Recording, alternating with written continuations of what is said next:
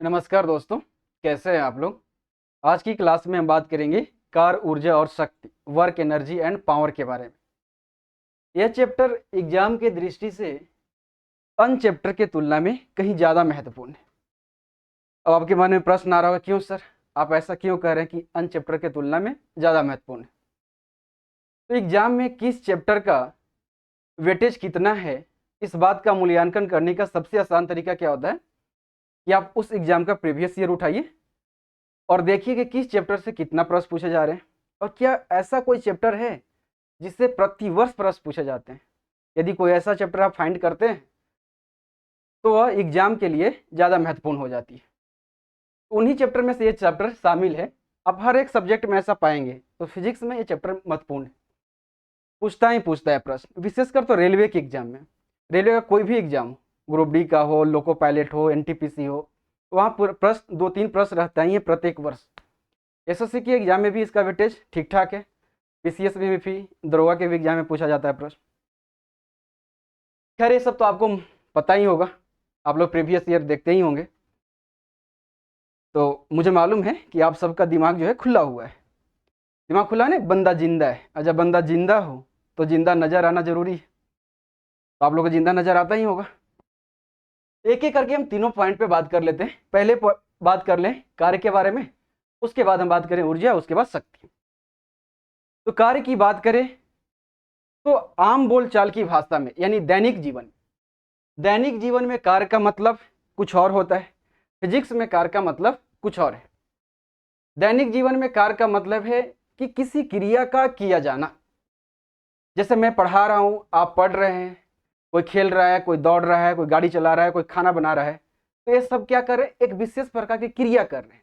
तो क्रिया कर रहे हैं, तो आम बोलचाल की भाषा में दैनिक जीवन में बोलेंगे कि ये सभी कार्य कर रहे हैं, काम कर रहे हैं। लेकिन फिजिक्स में कार्य को अलग तरीके से परिभाषित किया गया है। अब मैं यहां पढ़ा रहा हूं तो यह कार्य है या नहीं, फिजिक्स में इस बात का आकलन अलग तरीके से किया जाएगा, इस बात का मूल्यांकन अलग तरीके से किया जाएगा।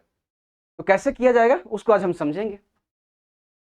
फिजिक्स में कार्य की परिभाषा की अगर हम बात करें तो कार्य की परिभाषा है, ऐसे कई तरीके से कार्य को परिभाषित किया जा सकता है, लेकिन जो कार्य की सबसे अच्छा परिभाषा है वो ये है कि कार्य बल तथा विस्थापन,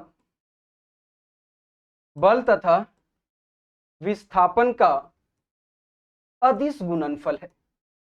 अदिश गुणनफल, अदिश गुणनफल, अदिश गुणनफल यानी डॉट प्रोडक्ट। अदिश गुणनफल का मतलब होता है कि जब दो सदिश राशियों का गुणनफल यदि अदिश प्राप्त हो तो उसे बोला जाता है कि अदिश गुणनफल है। तो वही बात यहां पर भी है। बल क्या है, सदिश राशि है, विस्थापन भी क्या है, सदिश राशि है। इन दो राशियों के गुणनफल करने से प्राप्त होता है कार्य, और कार्य एक अदिश राशि है। इसलिए हम कह रहे हैं कि बल जो है, कार्य जो है, बल तथा विस्थापन का अदिश गुणनफल है, यानी work is a scalar product of force and displacement. बल को F से सूचित करते हैं, विस्थापन को S से, और कार्य को W से। तो ये जो परिभाषा कह रहा है, इसका मतलब क्या हुआ, इसका मतलब हुआ कि कार्य यानी W बराबर F dot S, F into S नहीं लिखा हुआ है, F डॉट एस। आप कभी पढ़े होंगे कि A डॉट बी होता है, A डॉट बी, उसको लिखा जाता है ए बी कॉस थीटा। पढ़े, कभी पढ़े होंगे 10th में, 11th में, है ना। नहीं पढ़े तो हम फैक्टर कभी बताएंगे, फैक्टर के बारे में, तो हम इसके बारे में बात कर लेंगे। खरी अभी ये समझ लीजिए कि A डॉट बी होता है तो लिखा जाता है ए बी कॉस थीटा। हमारे पास है F डॉट एस, तो इसको हम एफ एस कॉस थीटा लिख देंगे। तो W बराबर क्या हो जाएगा, W बराबर हो जाएगा एफ एस कॉस थीटा। तो यही है फिजिक्स में कार्य निकालने का सूत्र, फॉर्मूला।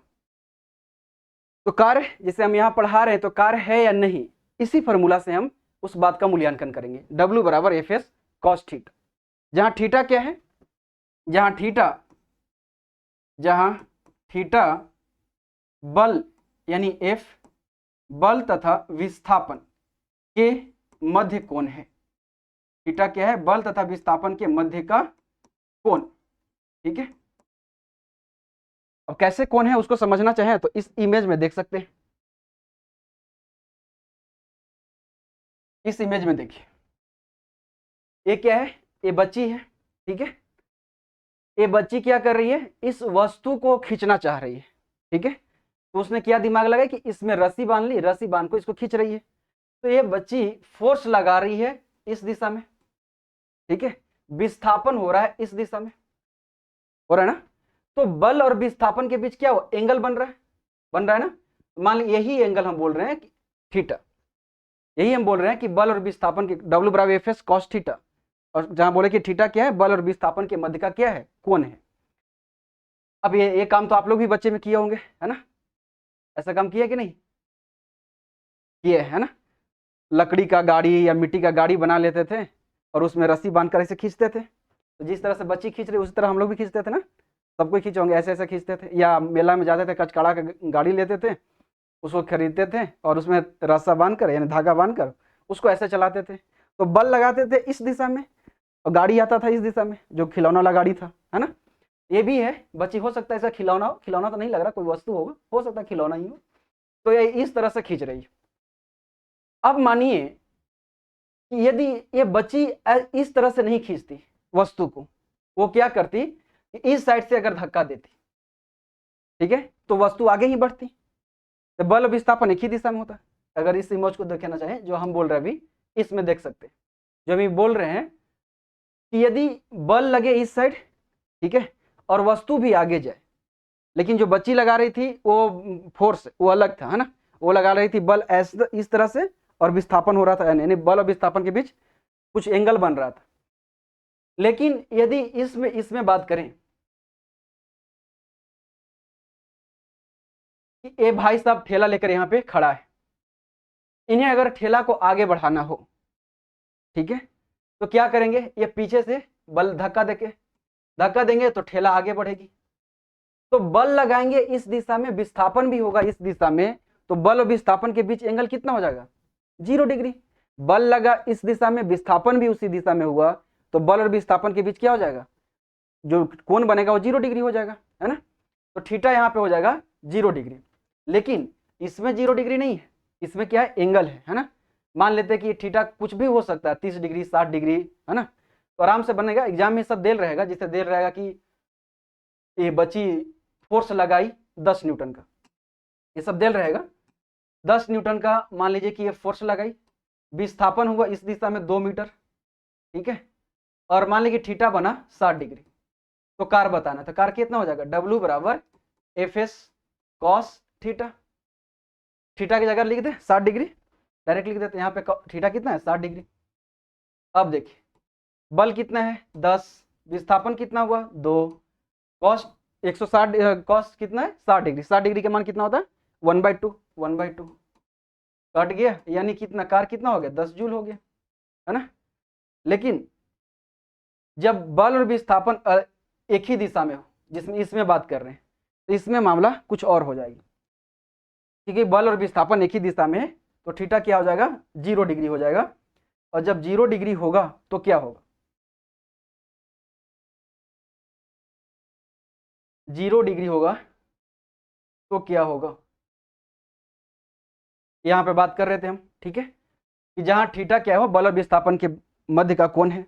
अब हम ले लिए कि क्या है, बल और विस्थापन यदि एक ही दिशा में हो, ठीक है, बल और विस्थापन, एक पॉइंट हम ले लेते हैं, ठीक है, कि जब बल और विस्थापन एक ही दिशा में, जब बल तथा विस्थापन एक ही दिशा में हो, एक ही दिशा में, यानी जैसे ठेला वाला एग्जांपल लिया उस वाला एग्जांपल दे रहे हैं ना, जब बल और विस्थापन एक ही दिशा में हो तो थीटा कितना हो जाएगा, एक ही दिशा में हो तो थीटा कितना, थीटा बराबर 0 डिग्री हो जाएगी, 0 हो जाएगी।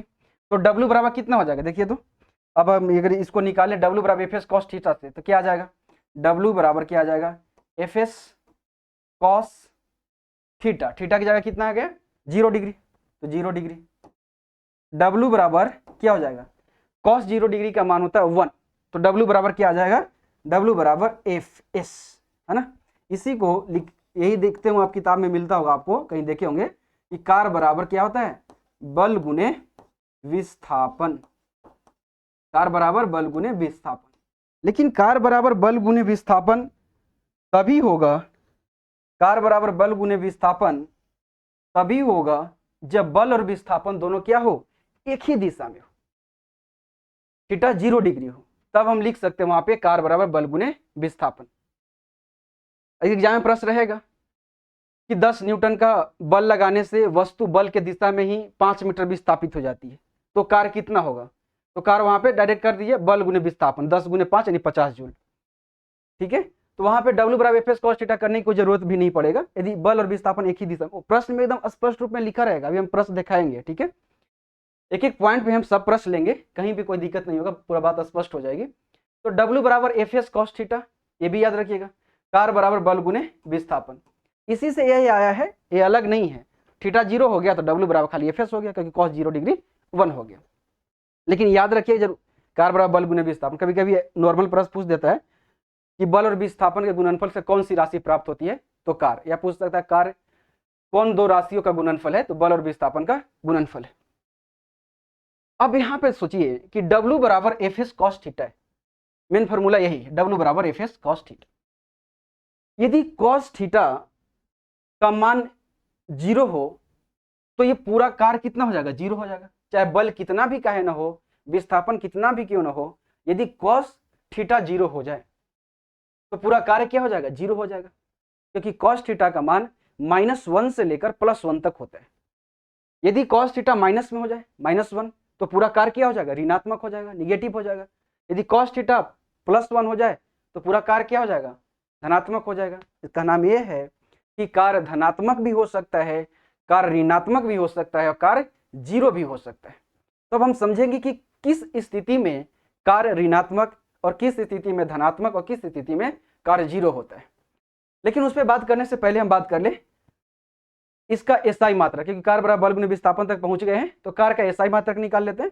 उसके बाद हम इस पे बात करेंगे कि कार्य कब धनात्मक, कब ऋणात्मक और कब 0 होता है। एसआई मात्रक की बात करें, एसआई मात्रक इसका वर्ग का, है ना। तो कार्य बराबर क्या है, कार्य बराबर हमारे पास फॉर्मूला है बल गुने विस्थापन, बल गुने विस्थापन, कब, जब बल और विस्थापन एक ही दिशा में। एसआई मात्रक निकालने जा रहे हो तो W बराबर Fs cos थीटा भी निकालिए, cos थीटा का कोई तो मात्रक होता नहीं, तो बल और विस्थापन का ही मात्रक होगा। तो एसआई मात्रक निकालना है तो कार्य जो है बल और विस्थापन का गुणनफल है, तो बल का एसआई मात्रक लिख लेंगे और विस्थापन का लिख लेंगे, तो कार्य का एसआई मात्रक आ जाएगा। तो बल का एसआई मात्रक क्या होता है, न्यूटन, विस्थापन का मीटर, तो कार्य का एसआई मात्रक हो गया न्यूटन मीटर। इसी को बोला जाता है जूल, न्यूटन मीटर को ही बोला जाता है जूल, जिसे जे से सूचित किया जाता है। तो कार्य का एसआई मात्रक क्या हो गया, जूल। अगर हम सीजीएस मात्रक की बात करें, कार्य की सीजीएस मात्रक की अगर हम बात करें, सीजीएस मात्रक, एसआई मात्रक निकले के लिए बल का एसआई मात्रक लिखे, विस्थापन का लिख लिए, तो कार्य का एसआई मात्रक आ गया। सीजीएस में तो वही करेंगे, बल का सीजीएस मात्रक, विस्थापन का सीजीएस मात्रक लिख लेंगे। बल का सीजीएस मात्रक क्या होता है, डाइन होता है, डाइन, और विस्थापन का क्या हो जाएगा, मीटर है, तो यहाँ पे क्या हो जाएगा, सेंटीमीटर। तो यही है कार्य का सीजीएस मात्रक, डाइन सेंटीमीटर। इसी को बोला जाता है अर्ग, अर्ग, ठीक है, डाइन सेंटीमीटर क्या बोला जाता है, अर्ग। अब यहां पे हम एक बात निकालें कि कार्य बराबर लिखा हुआ बल गुने विस्थापन, यदि 1 न्यूटन का बल लगाया जाए किसी वस्तु पर और वस्तु बल के दिशा में 1 मीटर विस्थापित हो, तो कार्य कितना हो जाएगा, 1 जूल, 1 × 1 यानी 1 जूल। यदि यानी 1 जूल को कैसे परिभाषित कर सकते हैं, 1 जूल बराबर होगा 1 न्यूटन × 1 मीटर, यानी 1 न्यूटन का बल लगाने से वस्तु 1 मीटर बल के दिशा में ही जाए तो कार्य कितना हो जाएगा, 1 जूल। अब 1 जूल बराबर 1 न्यूटन × 1 मीटर, 1 जूल बराबर 1 न्यूटन को कितना लिख सकते हैं, 10 के पावर 5 डाइन, 10 के पावर 5 डाइन। हम यहाँ पे क्या बताने आपको जा रहे हैं, हम जूल और अर्ग के बीच रिलेशन बताने जा रहे हैं, ठीक है। 1 जूल बराबर 10 के पावर 5 डाइन। 1 मीटर में कितना सेंटीमीटर होता है? 100 सेंटीमीटर। 100 सेंटीमीटर को हम लिख सकते हैं 10 के पावर 2 सेंटीमीटर। ठीक है, अब ये गुना में है तो पावर क्या होगा? जुट जाएगा। तो 1 जूल बराबर कितना हो जाएगा? 10 के पावर 5 और 10 के पावर 2, तो जुटेगा तो 10 के पावर 7 डाइन सेंटीमीटर। 1 जूल बराबर 10 के पावर 7। अभी डाइन सेंटीमीटर, इसको देखिए तो इतना को हम क्या बोले थे? इतना को क्या है? इतना को क्या बोलते हैं? डाइन सेंटीमीटर को अर्ग बोलते हैं। तो इतना की जगह अर्ग लिख सकते हैं? लिख सकते हैं। 1 जूल बराबर 10 के पावर 7 अर्ग। 1 जूल बराबर क्या होता है? 10 के पावर 7 अर्ग। ठीक है, तो कार का एसआई मात्रक जूल, सीजीएस मात्रक अर्ग, और जूल और अर्ग के बीच में रिलेशन क्या है कि 1 जूल बराबर 10 के पावर 7 अर्ग होता है। तो समझ भी लिए, देख भी लिए। अब हम बात कर रहे थे कहां पे? इस पे बात करना था कि कार्य कब धनात्मक, कार्य कब ऋणात्मक और कार्य कब जीरो होगा, इस पे बात करनी थी। तो 3 पॉइंट हमें समझना है, कार्य कब धनात्मक, कार्य कब ऋणात्मक और कार्य कब जीरो। तो हम इन तीनों को केस ले लेते हैं, case number 1, case number 2, case number 3। 3 case पे हम बात कर लेते हैं, तो अब समझ लेते हैं उसको। तो केस नंबर 1, ठीक है, केस नंबर 1 कि कार्य कब। केस नंबर 1 में हम लेंगे कि जब बल तथा विस्थापन यानी एस, जब बल तथा विस्थापन एक ही दिशा में हो, एक ही दिशा में हो, तो थीटा कितना होता है बताइए? थीटा हो जाता है 0। जब बल और विस्थापन एक ही दिशा में होता है, जिससे ठेला वाला एग्जांपल दिए थे, यानी बल लगे इस दिशा में, विस्थापन भी इसी दिशा में, तो बल और विस्थापन के बीच 0 डिग्री। तो W बराबर क्या हो जाएगा? W बराबर एफ एस कॉस थीटा की जगह 0 डिग्री, कॉस 0 डिग्री। तो W बराबर क्या हो जाएगा? W बराबर कॉस 0 डिग्री का मान होता है +1, तो W बराबर क्या हो जाएगा? Plus F S. तो कार क्या हो गया? कार हो गया पॉजिटिव, क्योंकि कॉस 0 डिग्री का मान 1 होता है। तो कार क्या हो गया? पॉजिटिव। तो कार हो गया पॉजिटिव यानी धनात्मक। लिख दे हिंदी में भी, धनात्मक, धनात्मक। तो कार क्या हो गया? धनात्मक। तो बल और विस्थापन एक ही दिशा में हो तो किया गया कार्य हमेशा क्या होता है? धनात्मक होता है। अब केस 2 लेते हैं, केस 2 लेते हैं, केस नंबर 2। केस नंबर 2 में लेते हैं कि जब बल और विस्थापन एक दूसरे के विपरीत हो, जब बल तथा विस्थापन एक दूसरे के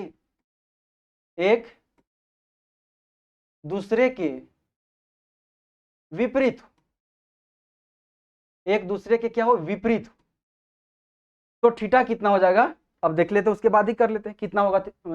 एक दूसरे के विपरीत हो तो थीटा कितना होगा, उस पर देख लेते हैं। यानी बल लगे इस दिशा में, ठीक है, और विस्थापन हो जाए इस दिशा में, यानी फोर्स लगा इस दिशा में और विस्थापन हुआ इस दिशा में, तो बल और विस्थापन के बीच कितना एंगल हो जाएगा? देखिए तो बल और विस्थापन के बीच 180 डिग्री। तो बल और विस्थापन एक दूसरे के विपरीत हो तो थीटा कितना हो जाता है? थीटा बराबर हो जाता है 180 डिग्री। अब आपको मन में प्रश्न आ रहा है, सर फोर्स लगाएंगे इस दिशा में तो विस्थापन इस दिशा में कैसे हो जाएगा? होगा, है ना। अभी एक प्रश्न भी लेंगे, एग्जाम्पल भी देंगे, है ना, समझा देते पहले, है ना, कैसे होगा से समझते हैं।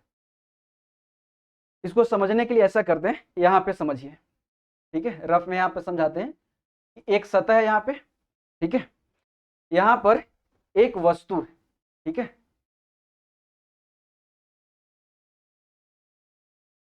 यहाँ पर वस्तु है, ठीक है, इस दिशा से आपने इस पर फोर्स लगाई, मान लीजिए 10 न्यूटन का आपने बल लगाया, ठीक है, वस्तु पर। तो जैसी वस्तु पर आप बल लगाएंगे तो वस्तु क्या होगा? गतिशील होगा। तो वस्तु गतिशील हो जाएगी, यह वस्तु क्या हो जाएगी? वस्तु इस दिशा में आने लगेगी, चलने लगेगी ना। यहाँ है वस्तु, ठीक है, यहाँ पे आपने जैसी इस पे फोर्स लगाई तो वस्तु क्या होगा, गतिशील हो जाएगी, गति करने लगेगा इस तरह। लेकिन जैसे ही वस्तु ऐसे गति करेगी, ठीक है, तो इसके विपरीत दिशा में एक और फोर्स लगेगा, ठीक है। कौन सा फोर्स, एक फोर्स लगेगा इस दिशा में, कौन फोर्स, घर्षण बल, है ना, उसका नाम गतिज घर्षण बल। घर्षण बल भी कई तरह का होगा, यहाँ पे हम गतिज घर्षण बल की बात करें। गतिज घर्षण बल, गतिज घर्षण बल किस पर लगता है, गतिशील वस्तु पर, है ना, गति के विपरीत दिशा में, गतिज घर्षण बल, ठीक है। मान लीजिए कि 10 न्यूटन का आपने बल लगाया, वस्तु आगे बढ़ी, तो गतिज घर्षण मान लेते हैं कि 1 न्यूटन कार्य कर रहा था उस समय, ठीक है। वस्तु जैसी आगे आई, बढ़ने लगी, गति करने लगी, तो उसके विपरीत दिशा में घर्षण बल लगने लगा। तो घर्षण बल इस वस्तु को क्या करेगा, पीछे की ओर धकेलना चाहेगा, ठीक है, कि पीछे की ओर लगाएगा बल। वस्तु इस साइड आ रहा है तो गति घर्षण बल इस तरह वस्तु को पीछे की ओर धकेलना चाहेगा, लेकिन वह धकेल नहीं पाएगा और वस्तु उसके अपोजिट डायरेक्शन में आ जाएगी। तो फोर्स लगा इस दिशा में, विस्थापन हो गया इस दिशा में, एक दूसरे के विपरीत। आपने बल लगाया उस पर बात नहीं कर रहे हैं, ठीक है। कार्य हम आपके तो एक्सटर्नल फोर्स जो लगा, आपने बल लगाया उस पर बात नहीं कर रहे हैं, हम गतिज घर्षण की बात कर रहे हैं। कार्य जो होता है बल विशेष पर निर्भर करता है, ठीक है। यहाँ पे आपने जैसी बल लगाया तो आपने कार्य, आपके द्वारा जो बल लगा उसके द्वारा कार्य अलग होगा। गतिज घर्षण बल द्वारा कार्य जो वस्तु पर होगा उसका अलग कार्य होगा। ग्रेविटेशनल फोर्स भी कार्य करेगा, उसका अलग कार्य होगा, है ना। तो कार्य जब भी होता है बल पे निर्भर करता है। जैसे कोई बोले कि किसी वस्तु पर 10 न्यूटन का बल लगाया गया, वस्तु 5 मीटर विस्थापित हुई, कार्य बताइए। कार्य ऐसे नहीं पूछेगा, बोलेगा किस बल द्वारा कार्य, बोलेगा कि आपके द्वारा वस्तु पर किया गया कार्य, तो आपके द्वारा तो एक्सटर्नल फोर्स, बोलेगा घर्षण बल द्वारा किया गया वस्तु पर कार्य, तो वो अलग हो जाएगा, ठीक है। एक ही साथ 3-4 बल कार्य करते रहते हैं। आपने बल लगाए हुए एक्सटर्नल फोर्स, गतिज घर्षण बल उस पर कार्य कर रहा है, ग्रेविटेशनल फोर्स कर रहा है, सबका बल लगता है और सबका कार्य अलग अलग होता है। हम ऐसे एग्जाम्पल लेंगे, एक ही एग्जाम्पल में सारा बात लेंगे, हड़बड़ाइए नहीं। तो समझ पाए, यहाँ पे हम जो बल कर रहे हैं गतिज घर्षण की बात कर रहे हैं ना। गतिज घर्षण बल विपरीत दिशा में लगा और वस्तु क्या हो गई, वस्तु विस्थापित हो गई। तो अब समझ पाए ना कि बल अगर इस दिशा में लगेगा तो विस्थापन इस दिशा में हो सकता है, जैसे गतिज घर्षण बल द्वारा, है ना। तो अब कार्य बताइए, W बराबर क्या हो जाएगा, W बराबर F S cos theta, theta की जगह कितना 180 डिग्री, ठीक है। तो W बराबर कितना हो जाएगा, W बराबर कॉस 180 डिग्री का मान होता है -1, ठीक है। तो -1 होगा तो पूरा कार्य क्या हो जाएगा, निगेटिव हो जाएगा। W बराबर -FS, है ना। तो किया गया कार्य क्या हो जाएगा, ऋणात्मक होगा। तो जब भी बल और विस्थापन एक दूसरे के क्या हो, विपरीत हो, तो किया गया कार्य हमेशा निगेटिव होता है। क्या हो जाएगा, कार्य क्या हो जाएगा, निगेटिव हो जाएगा, है ना, ऋणात्मक, ऋणात्मक, किया गया कार्य ऋणात्मक हो जाएगा। अब हम बात करें केस नंबर 3 पे।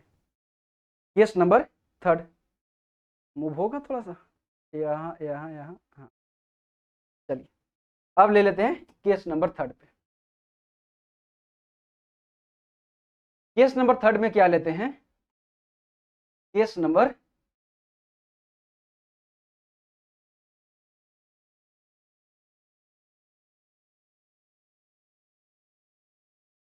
केस नंबर 3, केस नंबर 3 में है कि जब बल तथा विस्थापन, जब बल तथा विस्थापन एक दूसरे के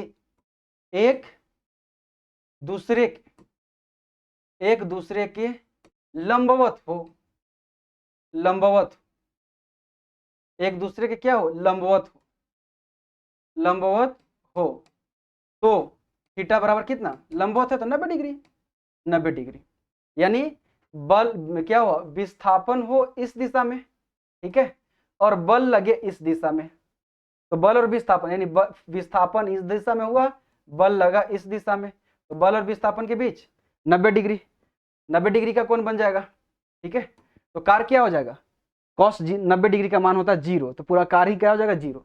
तो W बराबर क्या हो जाएगा, एफ एस कॉस 90 डिग्री, और 90 डिग्री का मान होता है 0, तो पूरा कार्य क्या हो जाएगा 0।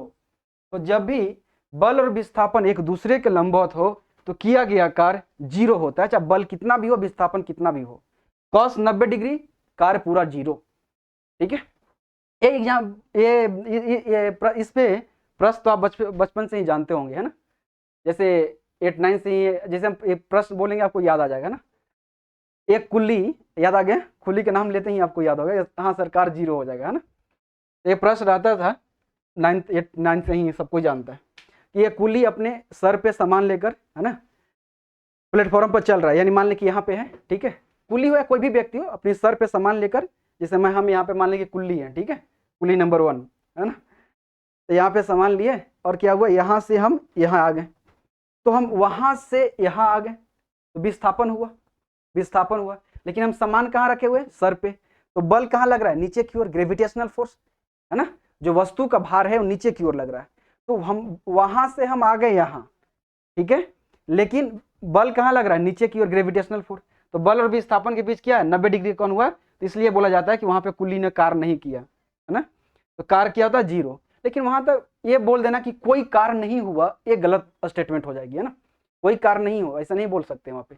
अगर कुल्ली यहाँ से, ठीक है, यहाँ से यहाँ तक आई सामान लेकर, ठीक है, विस्थापन हुआ इस दिशा में, ग्रेविटेशनल फोर्स नीचे लगा जो भार था, तो work done by gravitational force 0 हुई, है ना।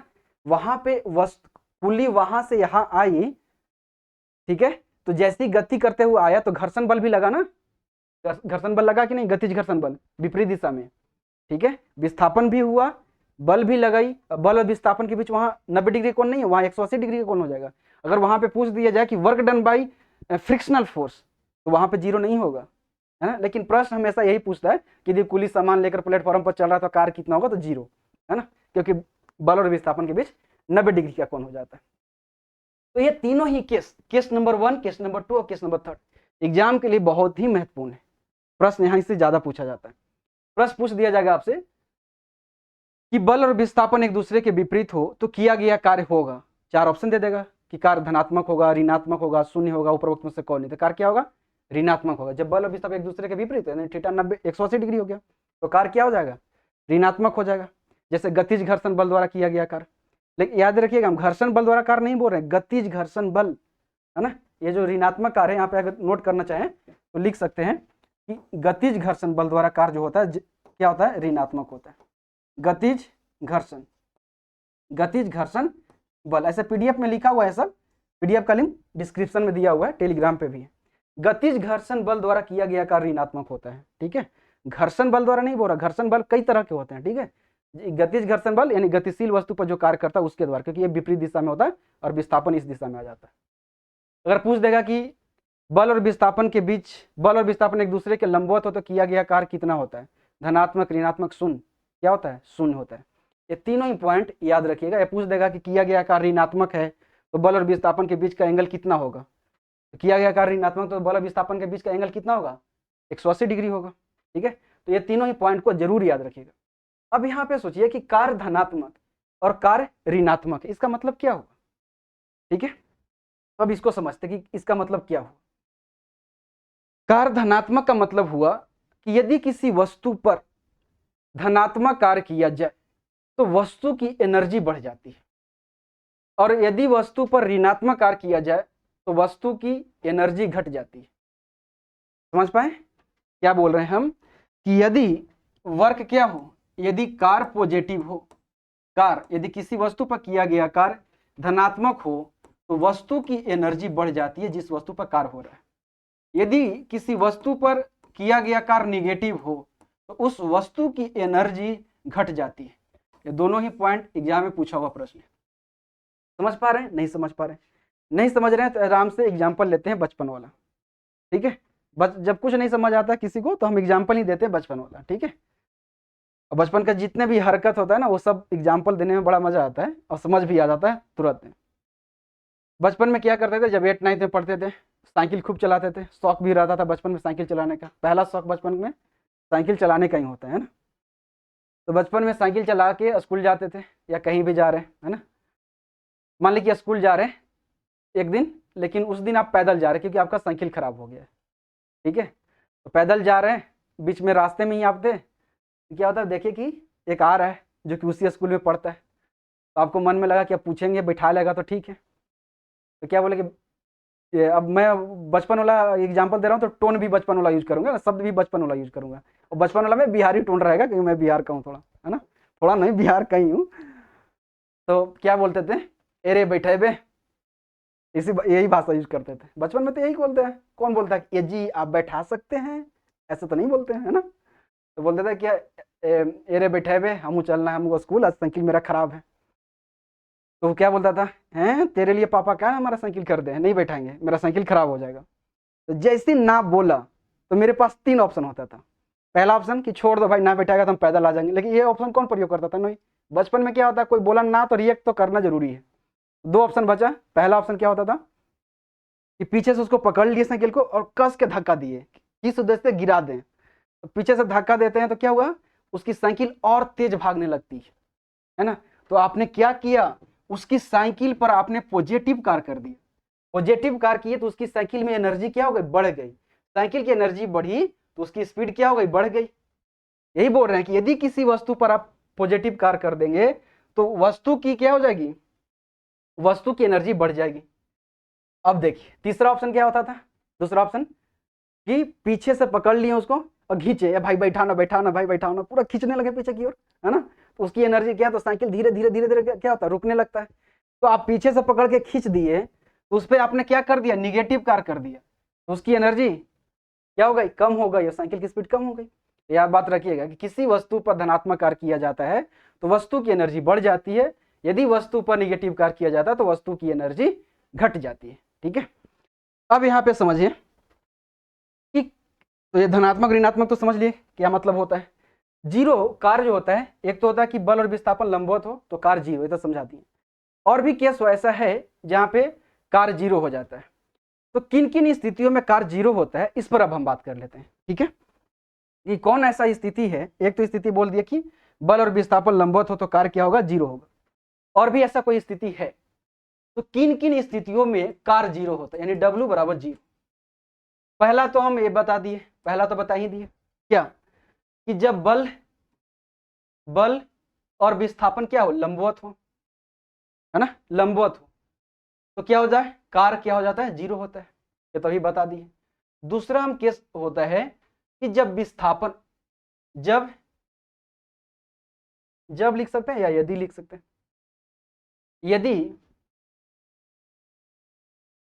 यदि विस्थापन, विस्थापन को ऐसे यहां लिख रहे हैं, यदि विस्थापन जीरो हो, ठीक है, तो कार्य भी जीरो हो जाएगा, चाहे बल कितना भी आपका क्यों ना हो। जैसे एक व्यक्ति दीवार को धक्का दे रहा है, कितना बल लगाएगा, दीवार अपने जगह से हिलेगा नहीं। तो फिजिक्स में कहेंगे कि उसने कोई कार्य नहीं किया, क्योंकि कार्य बराबर बल गुने विस्थापन होता है, W बराबर F cos थीटा। तो वहां पे फोर्स लगा लेकिन विस्थापन नहीं हो, विस्थापन जीरो, तो पूरा कार्य क्या हो जाएगा, जीरो हो जाएगा। तो विस्थापन यदि जीरो हो तो कार्य भी क्या हो जाएगा, जीरो हो जाएगा। जैसे कोई व्यक्ति पहाड़ को जाकर धक्का दे तो पहाड़ तो अपने जगह से हिलने वाला नहीं है, तो विस्थापन हुआ ही नहीं, तो फिजिक्स में क्या हुआ, कार्य नहीं कहेगा कि कार्य नहीं हुआ। तो विस्थापन जीरो तो कार्य भी जीरो। तीसरा केस है कि यदि कोई वस्तु वृत्ताकार पथ पे गतिशील रहती है, वस्तु यदि कोई वृत्ताकार पथ पे चल रही है तो केंद्र की तरफ एक बल लगता है। कौन सा बल लगता है, अभिकेंद्रीय बल, सेंट्रीपिटल फोर्स। तो अभिकेंद्रीय बल द्वारा किया गया कार्य जीरो होता है, हमेशा जीरो होता है। क्यों, कैसे होता है जीरो, से समझते हैं।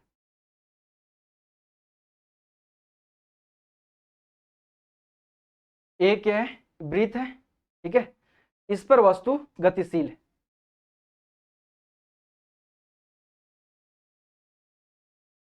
यहां इसका सेंटर है, ठीक है। यदि वस्तु वृत्ताकार पथ पे गतिशील है तो वृत्त के किसी भी पॉइंट पर वस्तु का जो विस्थापन होता है वो स्पर्श रेखीय होता है, स्पर्श रेखीय। किसी भी पॉइंट पर ले ले, जैसे अगर हम पॉइंट ले लें, इस पॉइंट इस पे लेते हैं, ठीक है। तो यहां पर यदि वस्तु है तो उसका विस्थापन इस दिशा में होगा, स्पर्श रेखीय होगा, और फोर्स लगेगा यहां केंद्र की ओर। तो बल और विस्थापन क्या हो गया, एक दूसरे के क्या होगा, लंबवत हो गया। तो यही वाला केस बन गया, बल और विस्थापन लंबवत, तो कार्य क्या हो जाएगा, जीरो। किसी भी पॉइंट पे, पॉइंट इस पे ले ले तो बल लगा इस ऐसे, विस्थापन हुआ इस दिशा में, ठीक है, स्पर्श रेखीय, और बल लगा इधर केंद्र की तरफ, सेंट्रीपिटल फोर्स। इस पॉइंट पर ले तो बल यहाँ पे, विस्थापन इस दिशा में, स्पर्श रेखीय, फोर्स लगा इस दिशा में, अब केंद्रीय बल, है ना। तो क्या होगा, बल और विस्थापन क्या हो रहा है, लंबवत हो रहा है। किसी भी पॉइंट पर बल और विस्थापन क्या है, लंबवत है। तो अभिकेंद्रीय बल द्वारा किया गया कार्य, अभिकेंद्रीय बल यानी सेंट्रीपिटल फोर्स, अभिकेंद्रीय बल द्वारा किया गया कार्य हमेशा सदैव 0 होता है, याद रखिएगा। ठीक है, नोट कर लीजिए, इसको नोट करेंगे, ऐसे पीडीएफ में तो लिखा ही हुआ, पीडीएफ है डिस्क्रिप्शन में।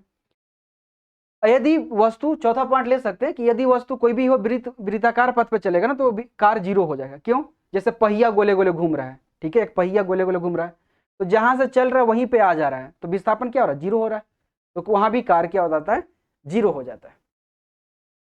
अब हम बात कर लिए, ऐसा करते हैं कि अब एक एग्जाम्पल लेते हैं ऐसा कि ये सारे जितना हम अभी पॉइंट बताएं, ठीक है, केस नंबर 1, केस नंबर 2 और केस नंबर 3, ये तीनों ही एक ही एग्जाम्पल में यदि आ जाए, एक प्रश्न ले रहा हूं जिसमें ये तीनों ही, एक प्रश्न लूंगा जिसमें तीनों प्रश्न लाऊंगा, ठीक है, एक ही प्रश्न में तीनों प्रश्न, तो बात ज्यादा स्पष्ट हो जाएगी। ठीक है, तो अब एक एग्जाम्पल लेते हैं जिसमें सारा बात स्पष्ट हो जाए।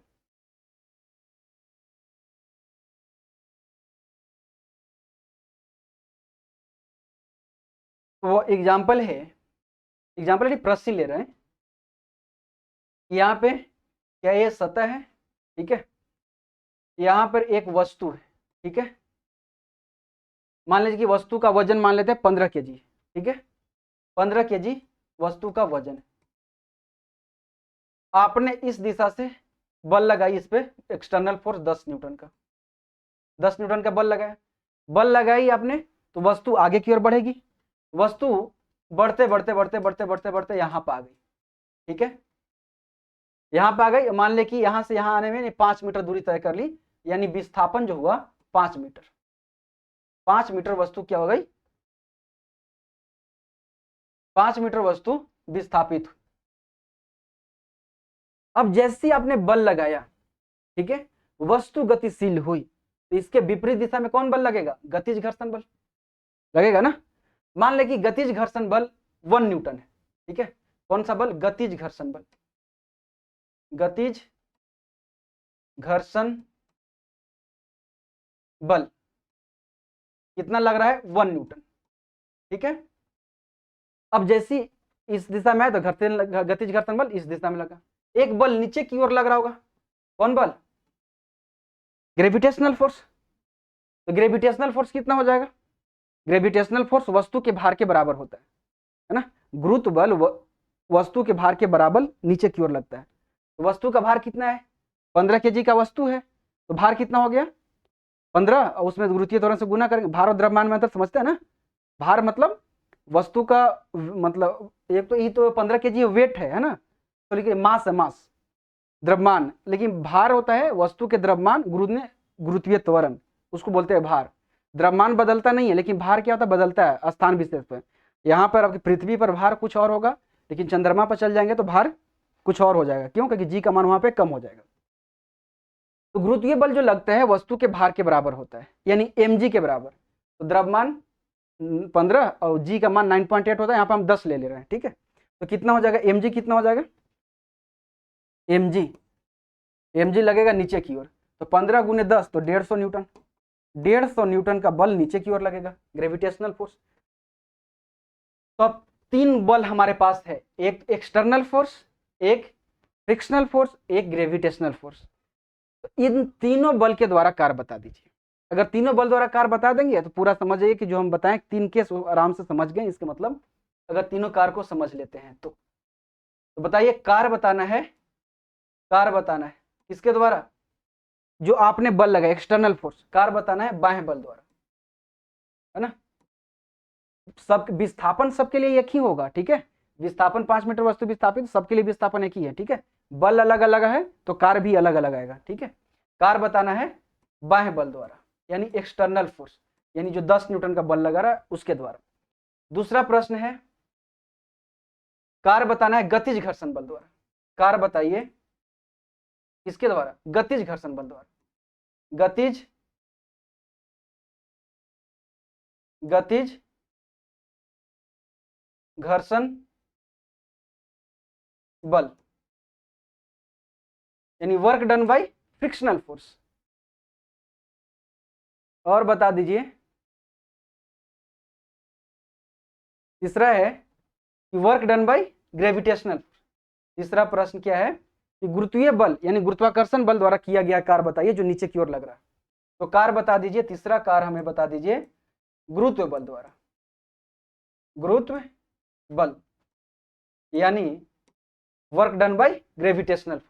तो कार्य बाएं बल द्वारा वाट, ये भी बताना है आपको, ये भी बताना है, यानी तीनों प्रश्न है। ठीक है, बताइए बनेगा? बनेगा कहे नहीं बनेगा, है ना? चलिए बनाते हैं। पहला क्या होगा? पहला आंसर क्या होगा? देखिए work done by external force यानी बाह्य बल द्वारा कार्य। तो एक्सटर्नल फोर्स देखिए, एक्सटर्नल फोर्स इस दिशा में लगा, वस्तु भी इसी दिशा में विस्थापित हुई, यानी बल और विस्थापन एक ही दिशा में है। तो डायरेक्ट बोल लेते हैं कार्य बराबर बल गुने विस्थापन, क्योंकि एक ही दिशा में है। तो कार्य जो पहला आंसर हो गया, पहला कार्य जो हो गया क्या हो गया? पहला कार्य हो गया कार्य बराबर बल गुने विस्थापन, क्योंकि बल और विस्थापन एक ही दिशा। पहला बता रहा हूं, ठीक है, यानी बाह्य बल द्वारा बल गुने विस्थापन।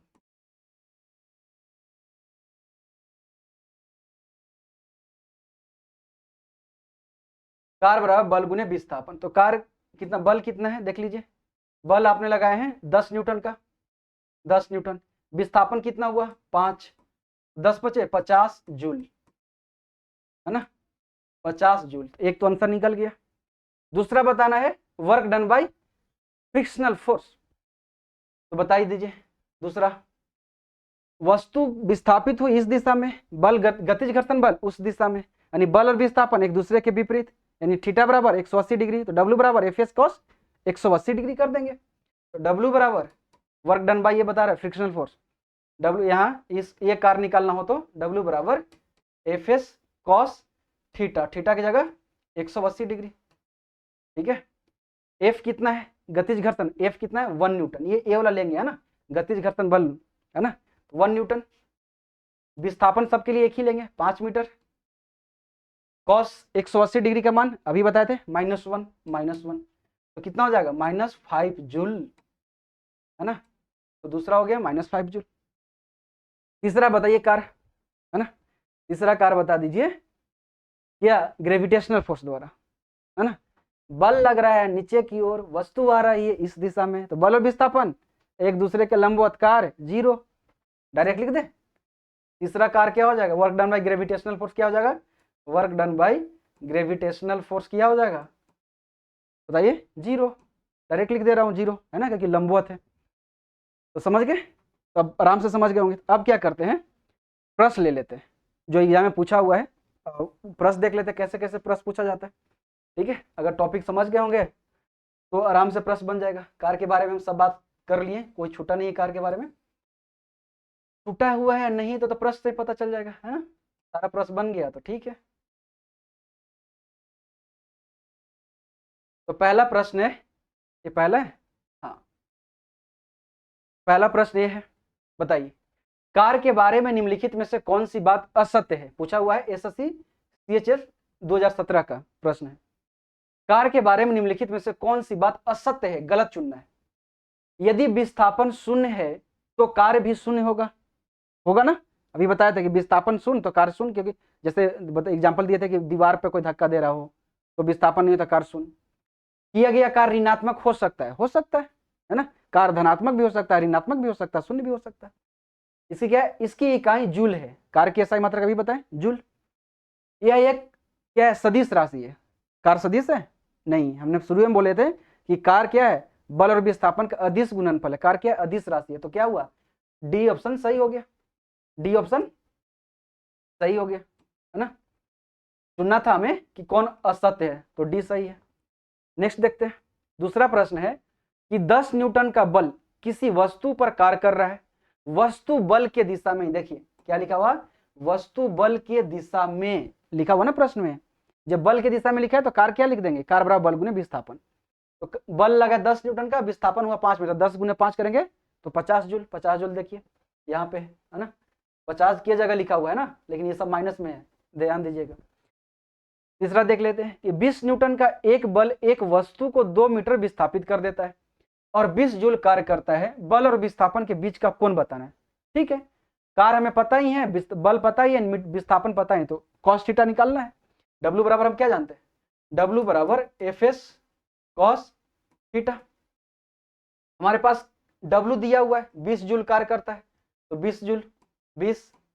F हमारे पास सही है, F कितना है 20 न्यूटन, 20 न्यूटन। S हमारे पास है 2 मीटर, 2 मीटर। कॉस थीटा कितना है, कॉस थीटा ही निकालना है, कॉस थीटा तो निकालना ही है, कॉस थीटा 20 से 20 गया, इधर आएगा तो 1/2, यानी कॉस थीटा बराबर 1/2, कॉस थीटा बराबर 1/2। तो बताइए कॉस कितना डिग्री का मान 1/2 होता है, कॉस 60 डिग्री का, तो आंसर क्या हो गया, आंसर ए हो गया। ठीक है, नेक्स्ट देखते हैं। 1 kg की एक वस्तु को 10 मीटर की ऊंचाई तक उठाया जाता है, गुरुत्व बल द्वारा किया गया कार्य होगा। जी का मान लेना है 9.8। देखिए यहाँ पे कह रहा है कि एक वस्तु को 1 kg का है, उसको 10 मीटर की ऊंचाई तक उठाया जाता है, तो गुरुत्व बल द्वारा कार्य, यानी मान लेते हैं कि यहाँ पे सतह है, ये यहाँ पर वस्तु है, ठीक है, यहाँ पर वस्तु है जिसका द्रव्यमान क्या है 1 kg है। ठीक है, इस वस्तु को यहां से उठाकर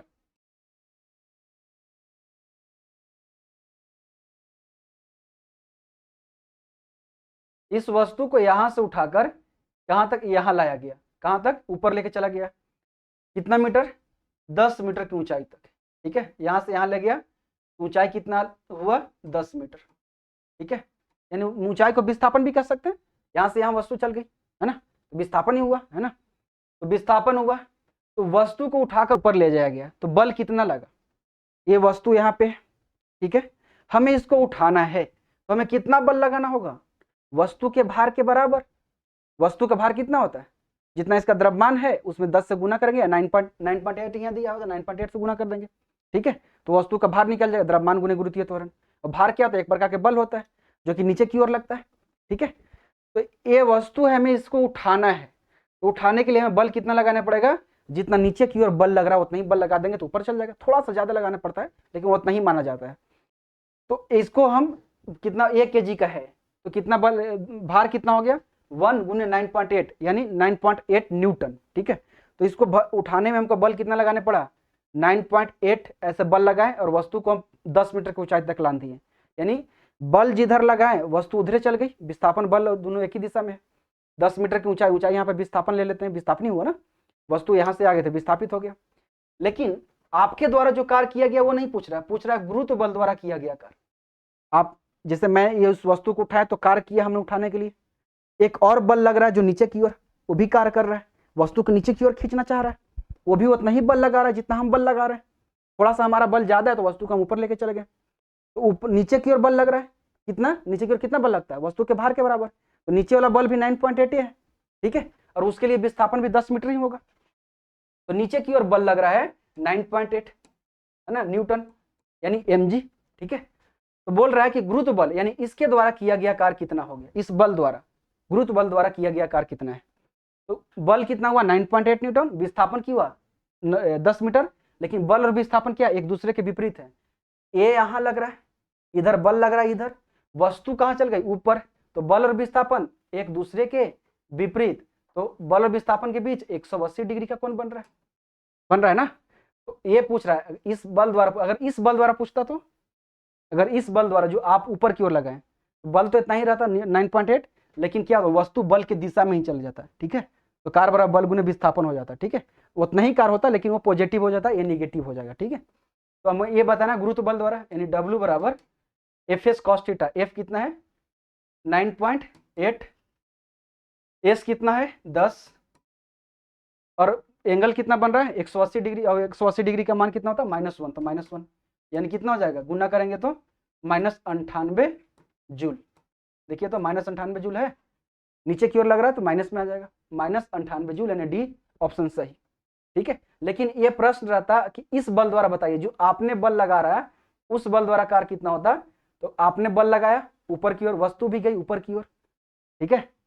तो कार क्या हो जाता है, बल गुने विस्थापन यानी 9.8 गुने 10 यानी क्या हो जाता है 98 जूल हो जाता है, पॉजिटिव हो जाता है, क्योंकि बल और विस्थापन एक ही दिशा में। नेक्स्ट प्रश्न देखते हैं। एक कुली जमीन से 20 केजी का सामान उठाता है और उसे जमीन से 2 मीटर ऊपर अपने सर पर रखता है। सामान पर उसके द्वारा, देखिए यहाँ पे लाइन देखिए, सामान पर उसके द्वारा, प्रश्न वही है जो अभी बताया, लेकिन यहाँ पे प्रश्न सीधे बदल दिया, उसके द्वारा किए गए काम की गणना करें, यानी प्रश्न यही बोला है। देखिए यहाँ पे क्या हुआ, यह जो मान लीजिए कि ये इस बल से पूछ रहा है, जो ये बल लगाया ना ऊपर की ओर, इस बल से पूछ रहा है। यहाँ पर ये प्रश्न में क्या पूछा, नीचे वाला बल से, लेकिन ये पूछ रहा है कि नहीं, आप जैसे मैं यहाँ पे उठाया, वस्तु को उठाकर यहाँ लाया, तो हमने कितना कार्य किया ये पूछ रहा है, ठीक है, ये पूछ रहा है ना, यही पूछ रहा है, ठीक है। प्रश्न यही है, सिर्फ क्या हुआ वही है प्रश्न, यहाँ वस्तु है, ठीक है, वस्तु को उठाकर क्या ले जा रहा है, ऊपर की ओर ले जा रहा है, कहाँ तक, 2 मीटर की ऊंचाई तक ले गया, 20 केजी का वस्तु है, ठीक है, वस्तु है 20 केजी का, ठीक है, उठा कर ले गए 2 मीटर, तो भार कितना, बल कितना लगाने पड़े हमें, वस्तु के भार के बराबर। तो यहाँ तो द्रव्यमान है तो भार कितना हो गया mg, यानी जो फोर्स लग रहा है F है वो mg के बराबर। द्रव्यमान है तो कितना 20, g कितना, g लेना है क्या, नहीं है तो 10 ले लेते हैं, 10 तो क्या हुआ 200 न्यूटन। विस्थापन क्या हुआ है, विस्थापन कितना हुआ 2 मीटर, तो क्या हुआ विस्थापन क्या हुआ, बल के दिशा में ही हुआ है, बल लगा है इस दिशा में और विस्थापन भी हुआ इसी दिशा में, ठीक है, इसी बल का पूछ रहा है ना। बल एगो और नीचे की ओर भी लग रहा है, ठीक है, लेकिन इस बल द्वारा कार्य नहीं पूछ रहा है, पिछला और प्रश्न इसके द्वारा पूछा हुआ था, अब की इसके द्वारा पूछ रहा है। तो आपकी बल और विस्थापन एक ही दिशा, तो कार्य बराबर बल गुने विस्थापन, यानी बल है 200 न्यूटन और विस्थापन 2 मीटर, तो 200 गुने 2 तो 400 जूल, 400 जूल। नेक्स्ट देखते हैं, यदि कार्य का मान धनात्मक हो तो जिस निकाय पर कार्य हो रहा है, खाली जगह है इसमें भरना है, जिस निकाय पर कार्य हो रहा है उसकी ऊर्जा में ह्रास, ह्रास लिखना है, हास लिखा हुआ, ह्रास लिख लीजिएगा, है ना, ह्रास।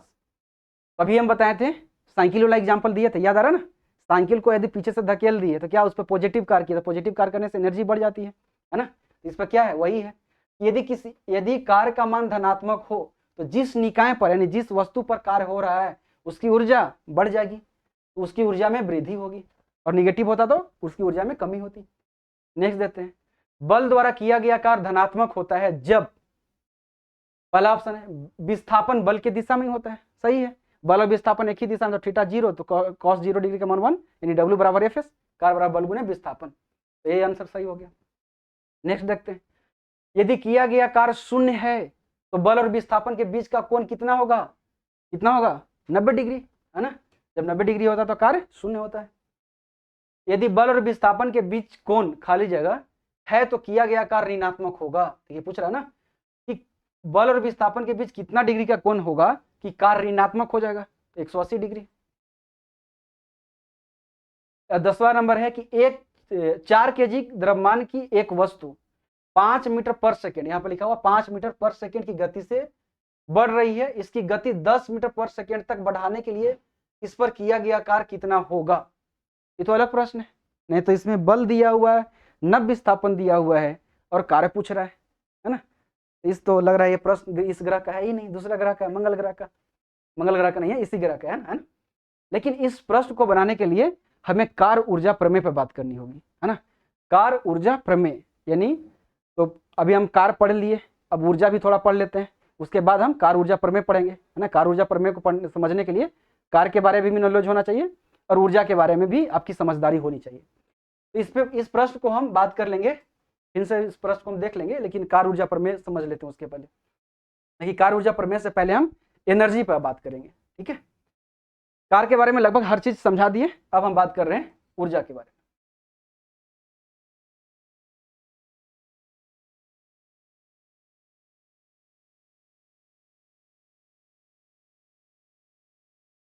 ऊर्जा, एनर्जी क्या है, कार्य करने की क्षमता को ऊर्जा कहते हैं। जैसे मैं यहाँ पे लिख पा रहा हूं, क्यों, क्योंकि मेरे अंदर एनर्जी है, अगर एनर्जी नहीं होता तो मेरी हाथ जो है वो मूव नहीं कर पाता, हम यहाँ पे कुछ लिख नहीं पाते। तो कार्य करने की जो क्षमता है उसी को बोलते हैं एनर्जी, ऊर्जा बोलते हैं। ऊर्जा कार्य की तरह ही अदिश राशि है और इसका एसआई मात्रक भी जूल है, तो कार का भी एसआई मात्रक जूल, इसका भी जूल, और दोनों ही अदिश राशि है। ऊर्जा की अगर प्रकार की बात करें तो ऊर्जा मुख्यतः दो प्रकार की होती है, गतिज ऊर्जा और स्थितिज ऊर्जा, यानी काइनेटिक एनर्जी और पोटेंशियल एनर्जी। इन्हीं दोनों ऊर्जा के बारे में बात करनी है। ऐसे ऊर्जा कई प्रकार के होते हैं, लेकिन मुख्य रूप से इन्हीं ऊर्जा के बारे में हमें बात करनी है।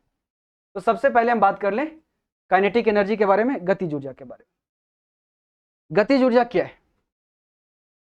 तो किसी वस्तु में उसकी गति के कारण कार्य करने की जो क्षमता आ जाती है उसे उस वस्तु की गतिज ऊर्जा बोलते हैं, और इसे के से सूचित करते हैं, काइनेटिक एनर्जी।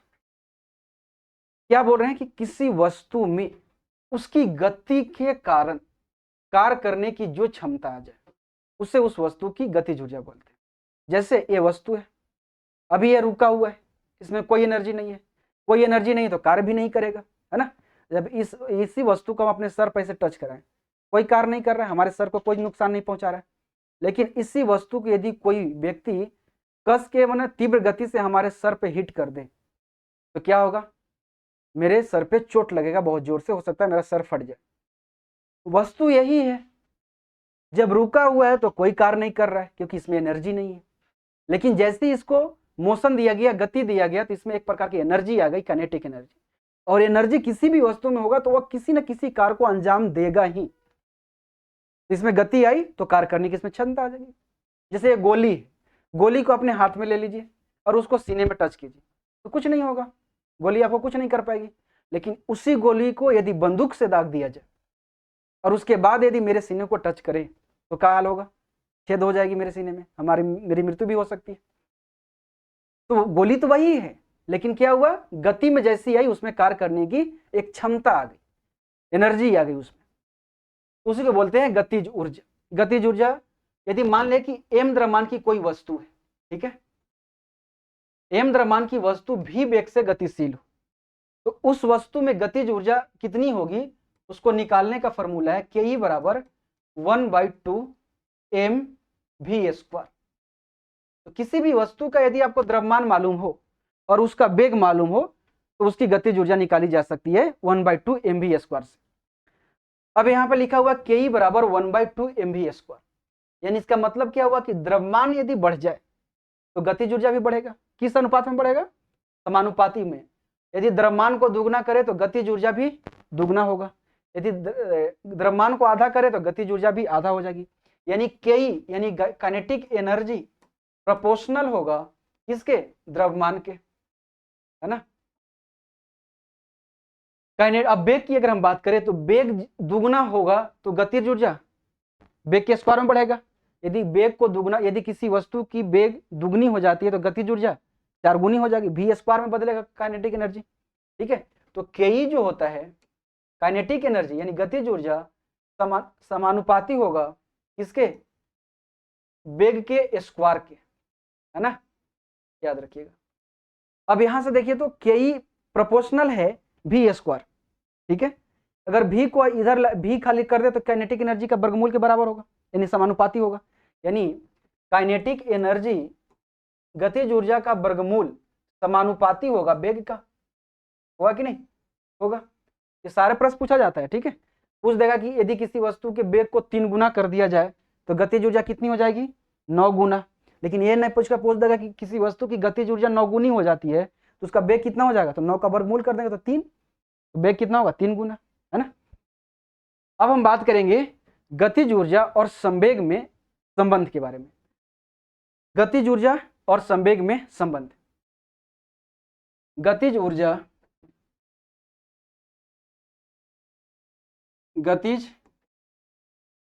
ऊर्जा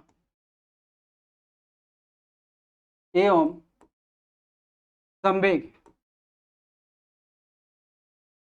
में संबंध, यानी relation between kinetic energy and momentum, ठीक है। गतिज ऊर्जा और संवेग में संबंध। राइटिंग ठीक लग रही है ना? नहीं ठीक लग रही है? नहीं ठीक लग रही है तो जादू करते हैं, जादू करें। जादू हो गई ऐसे, है ना। राइटिंग मेरा थोड़ा खराब है ना।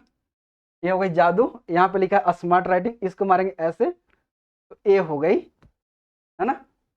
तो मेरी जादू नहीं है, इस बोर्ड की मतलब जादू है। गतिज ऊर्जा एवं संवेग में संबंध, ये हो गया जादू। अब ठीक लग रहा है? अब ठीक लग रहा है। गतिज ऊर्जा और संवेग में संबंध। गतिज ऊर्जा अभी बताएं, के बराबर कितना होता है? के बराबर 1/2 mv²। संवेग के बारे में बताए हैं, है ना? संवेग क्या होता है? वस्तु के द्रव्यमान और वेग के गुणनफल का। तो P बराबर mv, है ना? इसी में हमको रिलेशन बताना है। तो के बराबर है 1/2 mv² और P बराबर है mv। संवेग को P से सूचित करते हैं। तो एक mv की जगह P लिख सकते हैं। mv बराबर P है तो mv² है तो लिख सकते हैं इसको के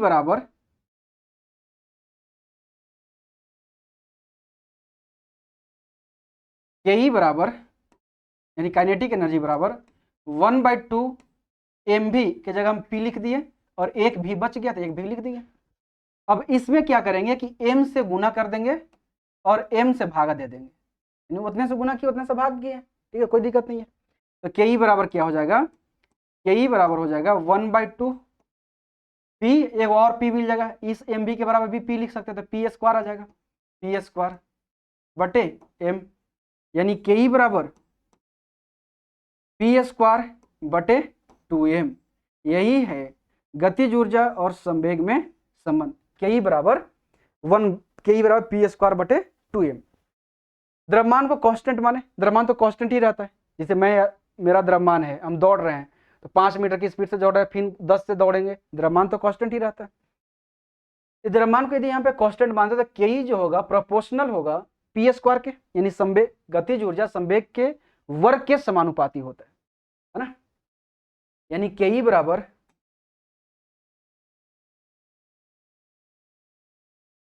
क्या हो जाएगा? यहां से निकालें तो के काइनेटिक एनर्जी क्या हो जाएगा? प्रोपोर्शनल होगा P² के, यानी संवेग के वर्ग के समानुपाती होता है गतिज ऊर्जा। इसका मतलब क्या हुआ? यदि संवेग को दुगना कर दिया जाए, यदि किसी वस्तु की संवेग दुगनी हो जाती है तो गतिज ऊर्जा कितनी हो जाएगी? 4 गुनी हो जाएगी, है ना? अब ये इसको इधर कर दे तो गतिज ऊर्जा का वर्गमूल समानुपाती होगा संवेग के। ये भी प्रश्न पूछा हुआ प्रश्न है ना? दोनों टॉपिक से पूछ देते हैं।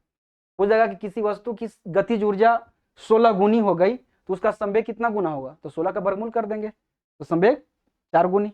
यदि संवेग 4 गुनी तो गतिज ऊर्जा 16 गुनी। यही है संवेग और गतिज ऊर्जा और संवेग में संबंध।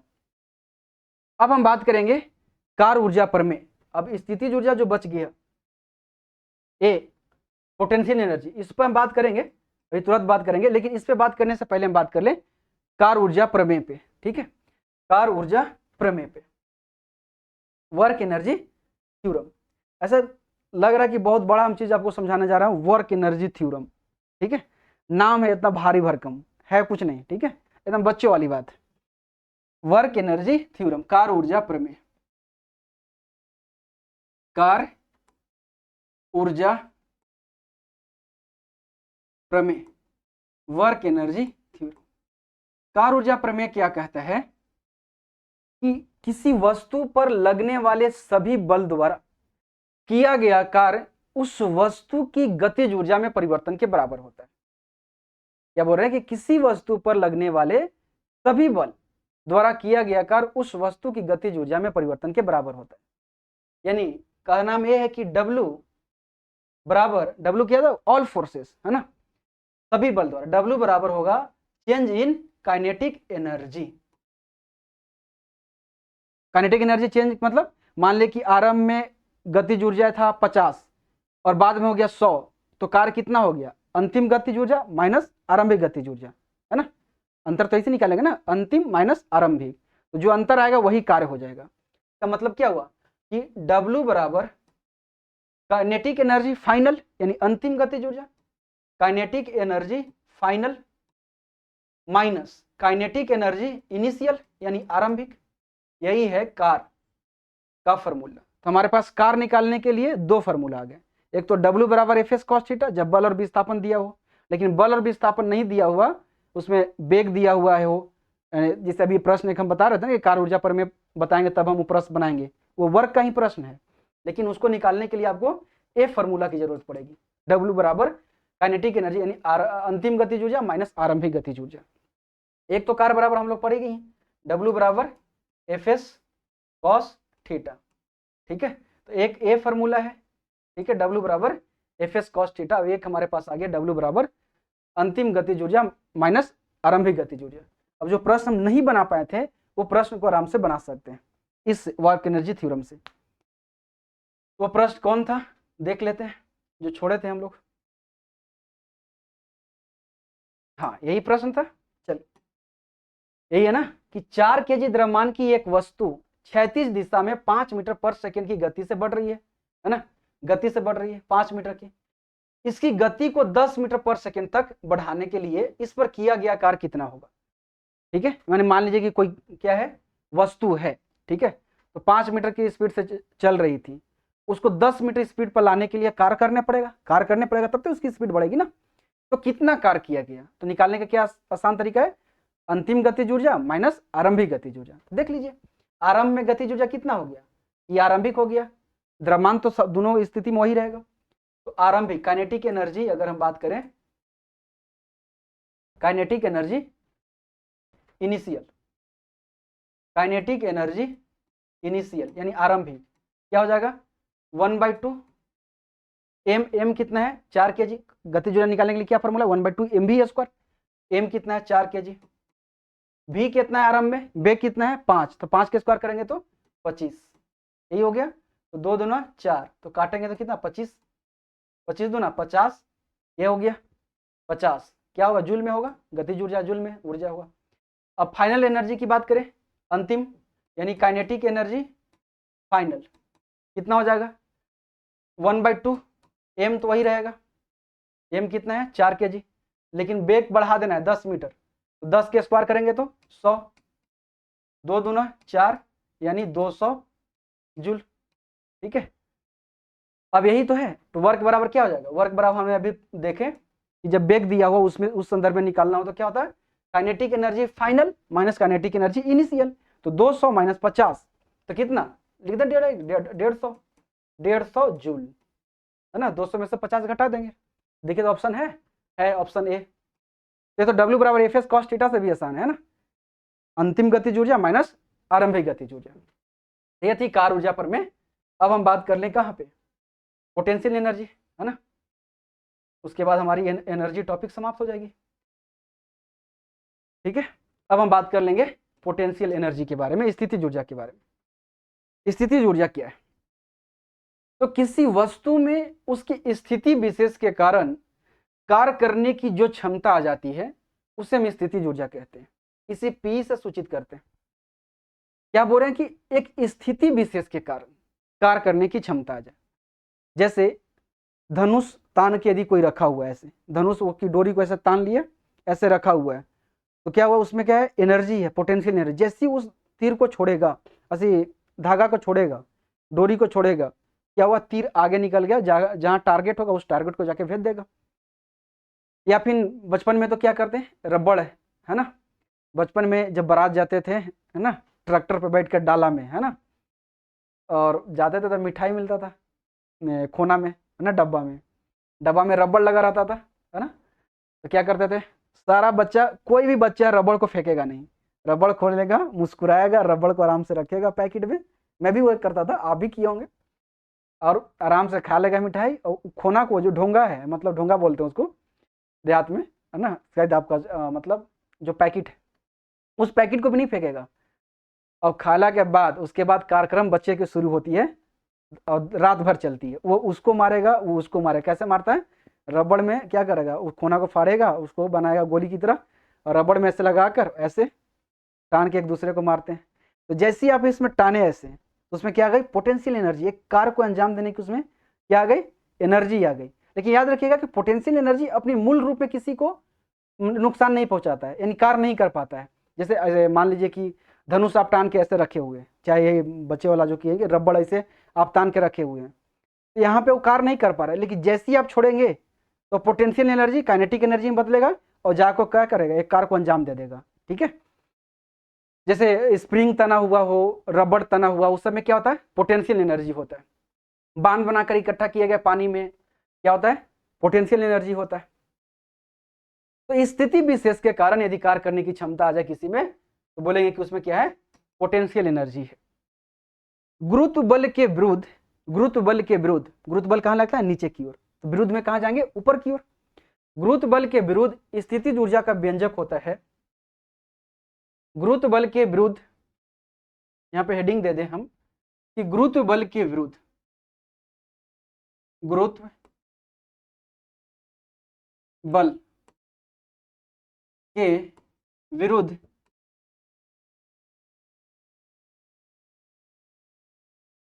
गुरुत्व बल के विरुद्ध संचित स्थितिज ऊर्जा, स्थितिज ऊर्जा संचित ही रहता है, स्टोर रहता है ना, स्थितिज ऊर्जा का व्यंजक क्या होगा से समझते हैं। गुरुत्व बल के विरुद्ध संचित स्थितिज ऊर्जा का व्यंजक होता है, यानी फॉर्मूला होता निकालने का, P बराबर होता है, यानी पोटेंशियल एनर्जी बराबर होता है mgh, यही है स्थितिज ऊर्जा निकालने का फॉर्मूला, है ना। किसके विरुद्ध, गुरुत्व बल के विरुद्ध बोल रहा है, ये ना कि बांध बनाकर इकट्ठा किया गया पानी में अब P बराबर mgh निकालने चल दिए हैं, नहीं, ये गुरुत्व बल के विरुद्ध बोल रहे हैं, यानी ऊपर की ओर वस्तु रहे, यदि वस्तु यहाँ से उठाकर यहाँ पर रखा हुआ है तो इसमें जो पोटेंशियल एनर्जी होगा, निहित ऊर्जा होगा, क्योंकि ये भी अब क्या है, एक स्थिति में है, तो ये कार्य करने की इसमें क्षमता है ना। यहाँ वस्तु ऐसा रखा होता कार्य, इसमें एनर्जी एक नहीं है, जैसे इसको छोड़ेंगे, जैसे मान के अपने सर पर छोड़े तो चोट लगेगा मुझे, क्योंकि इसमें एनर्जी है, ठीक है। तो कितना एनर्जी है, अगर इसको निकालना होगा तो देखेंगे कितना ऊंचाई पे है, ठीक है, और कितना इसका द्रव्यमान है तो निकल जाएगा, ठीक है। एम क्या द्रव्यमान, जी 9.8 और एच ऊंचाई, तो P बराबर mgh हो जाएगा। अब P बराबर mgh आया कैसे, अगर इस बात को हम समझें कि आया कैसे P बराबर mgh तो समझ सकते हैं, समझा दें, समझ लेते हैं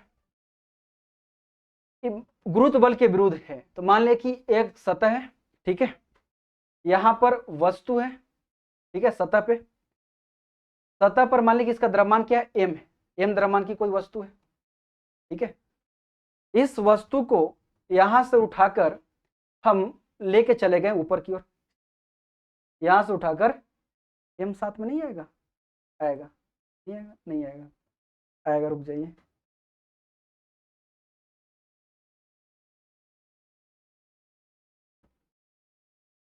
क्या है कि यहाँ पे एक वस्तु है, देखते हैं ट्राई करके साथ में आता है कि नहीं, नहीं आएगा तो छोड़ देंगे, समझ लेंगे, है ना। यहाँ पे वस्तु है, इसको सतह पर है, एकदम टकरा यहाँ पे है, ठीक है,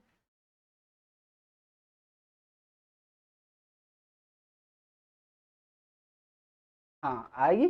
अब चलिए आगे ना, चलिए यहाँ पे है, सतह पे वस्तु है, ठीक है, यहाँ पे एकदम सतह पे, ठीक है, यहाँ से उठाकर हम लेके चले गए इस वस्तु को यहाँ पर h ऊंचाई पर, ठीक है, h ऊंचाई पर हम लेके चले आए, तो यहाँ से h है ऊंचाई, ऊंचाई मतलब विस्थापन, ठीक है। तो यहाँ से उठाकर हम यहाँ लाएं वस्तु को जिसका द्रव्यमान क्या है, m है, तो हमने कार्य कितना किया, कार्य बता दीजिए, जो कार्य करेंगे ना वही एनर्जी के रूप में स्टोर हो जाएगा। P बराबर mgh क्या है, ये कार्य है, कार्य क्या, जैसे वस्तु को उठाकर यहाँ लाए ना, जो आप कार्य करेंगे ना, वस्तु को उठा, गुरुत्व बल के विरुद्ध वस्तु को ऊपर उठाने में जो भी कार्य किया जाता है वही कार्य एनर्जी के रूप में स्टोर हो जाता है, वही होता है P बराबर mgh।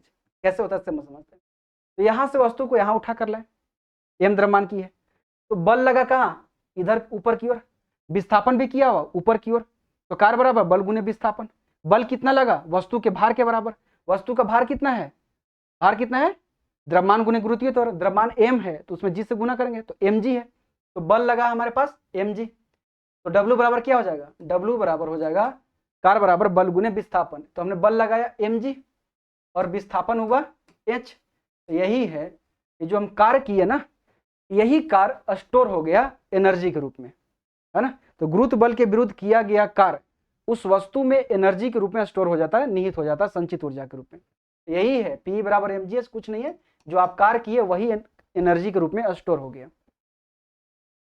स्थितिज ऊर्जा और गतिज ऊर्जा यदि किसी वस्तु में होती है तो उन दोनों ऊर्जा को हम सम्मिलित रूप से बोलते हैं कि उसमें यांत्रिक ऊर्जा है, जैसे आपके घर में यदि फैन लगा हुआ है, ठीक है, यदि आप चल रहा हो तो क्या है, फैन ऊपर है ना, तो ऊपर है तो पोटेंशियल एनर्जी भी है उसमें, कितना एनर्जी है, जितना ऊंचाई पर होगा द्रव्यमान होगा उसमें पोटेंशियल एनर्जी भी है। और फैन यदि घूम भी रहा है तो गतिज ऊर्जा भी है, तो उसमें क्या हो गया, गतिज ऊर्जा प्लस स्थितिज ऊर्जा दोनों हो तो काइनेटिक एनर्जी उसको बोलते हैं। काइनेटिक एनर्जी यदि समझे तो काइनेटिक एनर्जी को समझते हैं।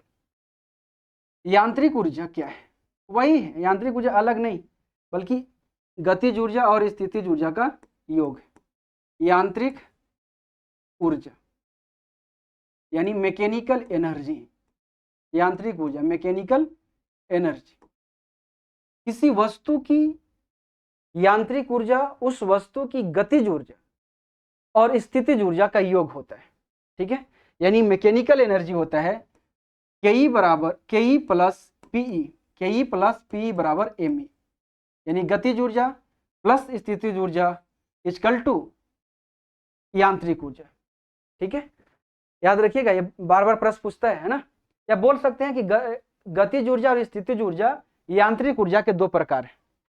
ये प्रश्न पूछा हुआ अभी प्रश्न में है कि गतिज ऊर्जा और स्थितिज ऊर्जा किस ऊर्जा के प्रकार है, तो मैकेनिकल एनर्जी यांत्रिक ऊर्जा के प्रकार, ठीक है।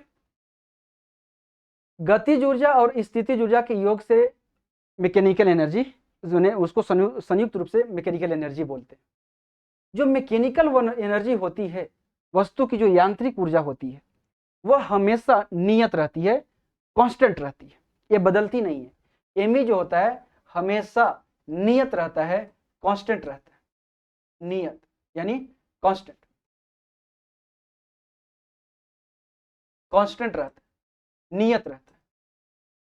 हम ये नहीं बोल रहे हैं कि गतिज ऊर्जा नियत रहती है, मैं ये भी नहीं बोल रहा हूं कि स्थितिज ऊर्जा नियत रहती है, हम सिर्फ ये बोल रहा हूं कि यांत्रिक ऊर्जा कांस्टेंट रहती है। गतिज ऊर्जा बढ़ सकती है, घट भी सकती है, स्थितिज ऊर्जा बढ़ सकती है, घट सकती है, लेकिन दोनों एनर्जी का योग हमेशा नियत रहेगा। इसका मतलब क्या हुआ कि गतिज ऊर्जा जितनी कम होगा उतना ही पोटेंशियल एनर्जी बढ़ जाएगी, तब तो दोनों का योग समान रहेगा। जितनी काइनेटिक एनर्जी बढ़ेगी जितनी मात्रा में, उतना ही मात्रा में क्या होगा, पोटेंशियल एनर्जी कम हो जाएगी, तब तो जाके तो दोनों का योग नियत रहेगा। जैसे हम बोल रहे हैं कि काइनेटिक एनर्जी जितनी मात्रा में कम होगी उतना ही मात्रा में पोटेंशियल एनर्जी क्या हो जाएगी, बढ़ जाएगी, और दोनों एनर्जी का योग यानी मैकेनिकल एनर्जी क्या हो जाएगी, नियत रहेगी, ये एकदम हमेशा नियत रहेगी, कांस्टेंट रहेगी। यदि काइनेटिक एनर्जी बढ़ती है, ठीक है, तो पोटेंशियल एनर्जी उतना ही मात्रा में कम होगी जितनी मात्रा में काइनेटिक एनर्जी बढ़ गई, तो मैकेनिकल एनर्जी क्या होगी, नियत रहेगी, ये हमेशा नियत रहेगी। अगर एग्जांपल से समझना चाहे तो समझते हैं, ठीक है, समझते हैं। जैसे मान लें कि मैकेनिकल एनर्जी किसी वस्तु में है, समझते हैं इस बात को कि क्या हम कहना चाह रहे हैं। मान लें कि किसी वस्तु में गतिज ऊर्जा है 5, ठीक है, स्थितिज ऊर्जा है 7, दोनों का योग करेंगे तो टोटल एनर्जी यानी मैकेनिकल एनर्जी कितना हो जाएगा, 12। हम ये बोल रहे हैं कि 12 जो है ना, तो हमेशा 12 ही रहेगा, ये ना तो 11 होगा ना तो 13 होगा, 12.1 भी नहीं होगा, ठीक है, 11.9 भी नहीं होगा, ये हमेशा 12 ही रहेगा। इसका मतलब क्या हुआ कि ई जितना बढ़ेगा उतना ही कम हो जाएगा, तब तो दोनों का योग बराबर रहेगा, कभी बढ़ेगा घटेगा नहीं। मान ले कि ये 5 से हो जाता है 7, तो ये 7 से हो जाएगा 5, यानी जो इतना ही बढ़ेगा उतना ही कम हो जाएगा, यानी टोटल एनर्जी 12। मान ले कि ये 4 हो गया तो ये कितना हो जाएगा, 3 कम हो, 1 कम हो गया तो ये 1 बढ़ जाएगा, यानी जितना कम उतना ही वो बढ़ जाएगा, ठीक है। मान ले कि ये बढ़ गया तो घट भी गया, तो यही बोल रहे हैं कि टोटल एनर्जी जो होता है गतिज ऊर्जा और स्थितिज ऊर्जा का योग वह हमेशा नियत रहेगा, क्योंकि जितनी मात्रा में गतिज ऊर्जा बढ़ती है या घटती है उतनी ही मात्रा में पोटेंशियल एनर्जी बढ़ जाती है तो घट जाती है, यानी दोनों एनर्जी का योग हमेशा जो होता है नियत रहता है। इसी को बोला जाता है ऊर्जा संरक्षण का नियम। तब हम बात करते हैं ऊर्जा संरक्षण का नियम। अब हम बात कर लेते हैं ऊर्जा संरक्षण के नियम पे, ठीक है। ऊर्जा संरक्षण का नियम, ऊर्जा संरक्षण का नियम, या हम इसको बोल सकते हैं, ऊर्जा संरक्षण के नियम को हम बोल सकते हैं कि यांत्रिक ऊर्जा का संरक्षण, बोल सकते हैं। यही ऊर्जा संरक्षण का नियम मतलब यांत्रिक ऊर्जा का संरक्षण, यानी यांत्रिक ऊर्जा हमेशा नियत रहती है, उसी को बोलते हैं ऊर्जा संरक्षण का नियम। इसको बोल सकते हैं यांत्रिक ऊर्जा का संरक्षण। हेडिंग डाल सकते हैं इसको भी, दोनों हेडिंग डाल सकते हैं, दोनों सही। यांत्रिक ऊर्जा का संरक्षण, यांत्रिक ऊर्जा का संरक्षण, बात वही है, ठीक है। ऊर्जा संरक्षण का नियम या यांत्रिक संरक्षण का नियम एक ही होता है, ठीक है। अब समझते हैं कि ऊर्जा संरक्षण का नियम क्या है।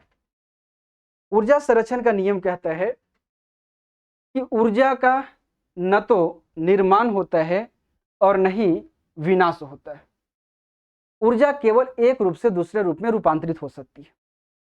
रूपांतरण के पहले और रूपांतरण के पश्चात टोटल जो एनर्जी होती है वो नियत रहती है, कांस्टेंट रहती है। यानी ऊर्जा एक रूप में जितनी मात्रा में लुप्त होगी, यानी ऊर्जा की जितनी मात्रा एक रूप में लुप्त होगी यानी खपत होगी, ऊर्जा की उतनी ही मात्रा दूसरे रूप में प्रकट हो जाएगी। जैसे अब यहाँ पे बल्ब लगा हुआ है, आपके रूम में भी बल्ब लगा होगा। जैसे आप स्विच ऑन करते हैं बल्ब जलती है, तो बल्ब जैसी जली तो आपको प्रकाश ऊर्जा मिला, लेकिन जितनी मात्रा में प्रकाश ऊर्जा आपको मिली है उतना ही मात्रा में विद्युत ऊर्जा की खपत हो गई है, विद्युत ऊर्जा लुप्त हो गई है ना। विद्युत ऊर्जा जितनी मात्रा में लुप्त हुई, ठीक है, मान लीजिए 5 जूल विद्युत ऊर्जा खपत हो गई, तो आपको 5 जूल प्रकाश ऊर्जा मिल गया। यानी अंतिम रूप से अंततः ऊर्जा की कोई हानि नहीं हुई, ऊर्जा की कोई क्षति नहीं हुई, सिर्फ ऊर्जा का रूप बदल गया, वो विद्युत ऊर्जा से प्रकाश ऊर्जा बन गया। तो सिर्फ ऊर्जा का रूपांतरण हुआ, ऊर्जा नष्ट नहीं हुई। यही बोलता है ऊर्जा संरक्षण का नियम। इसे बेहतर तरीके से समझने के लिए हमें यही समझना होगा, यांत्रिक ऊर्जा का संरक्षण, ठीक है। तो समझने के लिए इसे हम एक डायग्राम से समझते हैं, ठीक है। ये मान लेते हैं कि ये क्या है, ये सतह है, ठीक है। एक वस्तु है सतह से h ऊंचाई पर, ठीक है। यहां पर एक ये सतह है, यहां से h ऊंचाई पर एक वस्तु है, ठीक है। यहां पर एक वस्तु है जिसका द्रव्यमान मान लेते हैं कि क्या है, m है, ठीक है। m द्रव्यमान की वस्तु है। यहाँ पे कितना, यहाँ सतह से h ऊंचाई पर यह वस्तु है यहाँ पर, ठीक है। मान लीजिए पॉइंट A है यहाँ पे, ठीक है, पॉइंट दे देते हैं। यह पॉइंट A,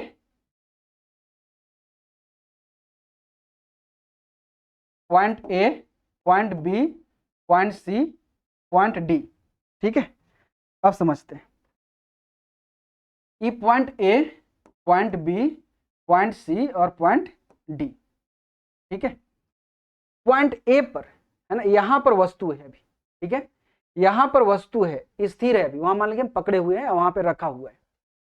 तो स्थिर यहां पे है पॉइंट A पर, तो यहां पर पोटेंशियल एनर्जी कितनी होगा, पृथ्वी से सतह से h ऊंचाई पर है, तो पोटेंशियल एनर्जी कितना होगा, कितना होगा, ऊंचाई पर रहता वस्तु तो निकालने के लिए पोटेंशियल एनर्जी फॉर्मूला भी बताया ना, P बराबर mgh।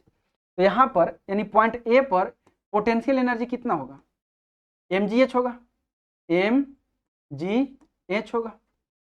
काइनेटिक एनर्जी कितना होगा, वस्तु स्थिर है, वहां पर रखा हुआ है या वहां पे ऐसे पकड़े हुए हैं, तो गति नहीं कर रही है, तो काइनेटिक एनर्जी क्या होगा, 0 होगा।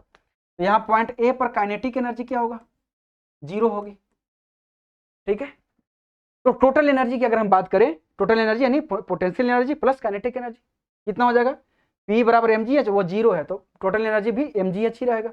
तो पॉइंट A पर टोटल एनर्जी, पॉइंट A पर टोटल एनर्जी पॉइंट A पर कितना हो जाएगा, P प्लस के यानी mgh, mgh,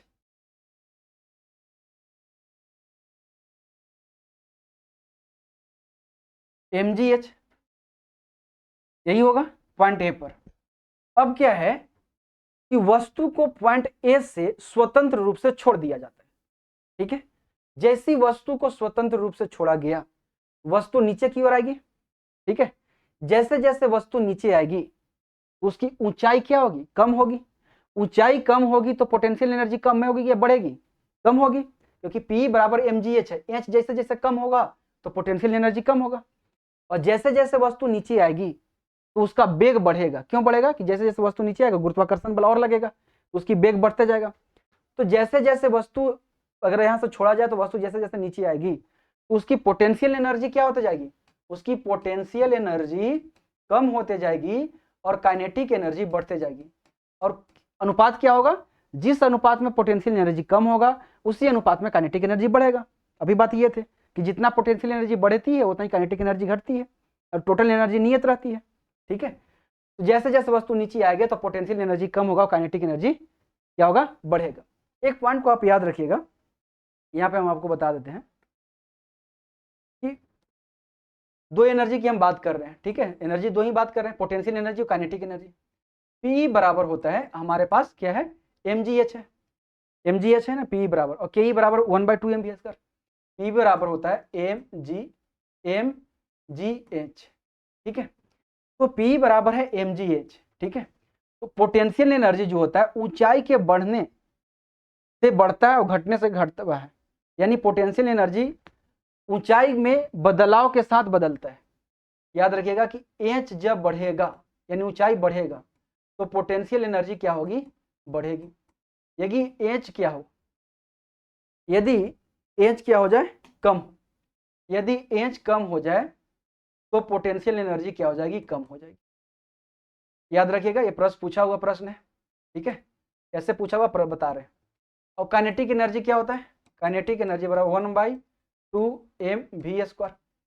यानी काइनेटिक एनर्जी जो होगा वो काइनेटिक एनर्जी बढ़ेगी। कब? जब वेग बढ़ेगा, यानी वेग के बढ़ने से काइनेटिक एनर्जी बढ़ती है और वेग के घटने से काइनेटिक एनर्जी क्या होती है? घटती है। वेग जब घटेगा तो काइनेटिक एनर्जी घटेगी और बढ़ेगी तो बढ़ेगी, लेकिन ऊंचाई बढ़ेगा तो पोटेंशियल एनर्जी बढ़ेगी और घटेगी तो पोटेंशियल एनर्जी घटेगा। ये पूछा हुआ प्रश्न है कई जगह कि किस ऊर्जा का बदलाव उसकी ऊंचाई के साथ होता है, यानी कौन सी ऊर्जा ऊंचाई के बदलने के साथ बदलती है? तो कौन सी ऊर्जा? पोटेंशियल एनर्जी ऊंचाई के बदलने से बदलती है। कौन सी ऊर्जा वेग के बदलने से बदलता है? तो काइनेटिक एनर्जी वेग के बदलने से बदलता है। यदि बढ़ता है वेग तो काइनेटिक एनर्जी बढ़ेगी, घटेगी तो घटेगी। यही यहाँ पर बोल रहे हैं कि जैसे जैसे वस्तु नीचे आएगी तो उस काइनेटिक एनर्जी बढ़ेगी और पोटेंशियल एनर्जी घटेगी। लेकिन याद रखिएगा कि ऊंचाई के किसी भी पॉइंट पर, पॉइंट ए पर, पॉइंट बी पर, पॉइंट सी पर, पॉइंट डी पर, टोटल एनर्जी जो होगा वो कांस्टेंट रहेगी। ठीक है, पॉइंट ए पर जितना टोटल एनर्जी है उतना ही पॉइंट बी पर भी टोटल एनर्जी रहेगी, पॉइंट सी पर भी उतना ही रहेगी, पॉइंट डी पर भी उतना ही रहेगी। टोटल एनर्जी यानी गतिज ऊर्जा और स्थितिज ऊर्जा का योग हमेशा नियत रहेगी, लेकिन गतिज ऊर्जा बढ़ेगी और स्थितिज ऊर्जा घटेगी। जितनी मात्रा में स्थितिज ऊर्जा घटेगी उतनी ही मात्रा में गतिज ऊर्जा बढ़ेगी, लेकिन टोटल एनर्जी, दोनों एनर्जी का योग हमेशा नियत रहेगा ऊंचाई के किसी भी पॉइंट पर।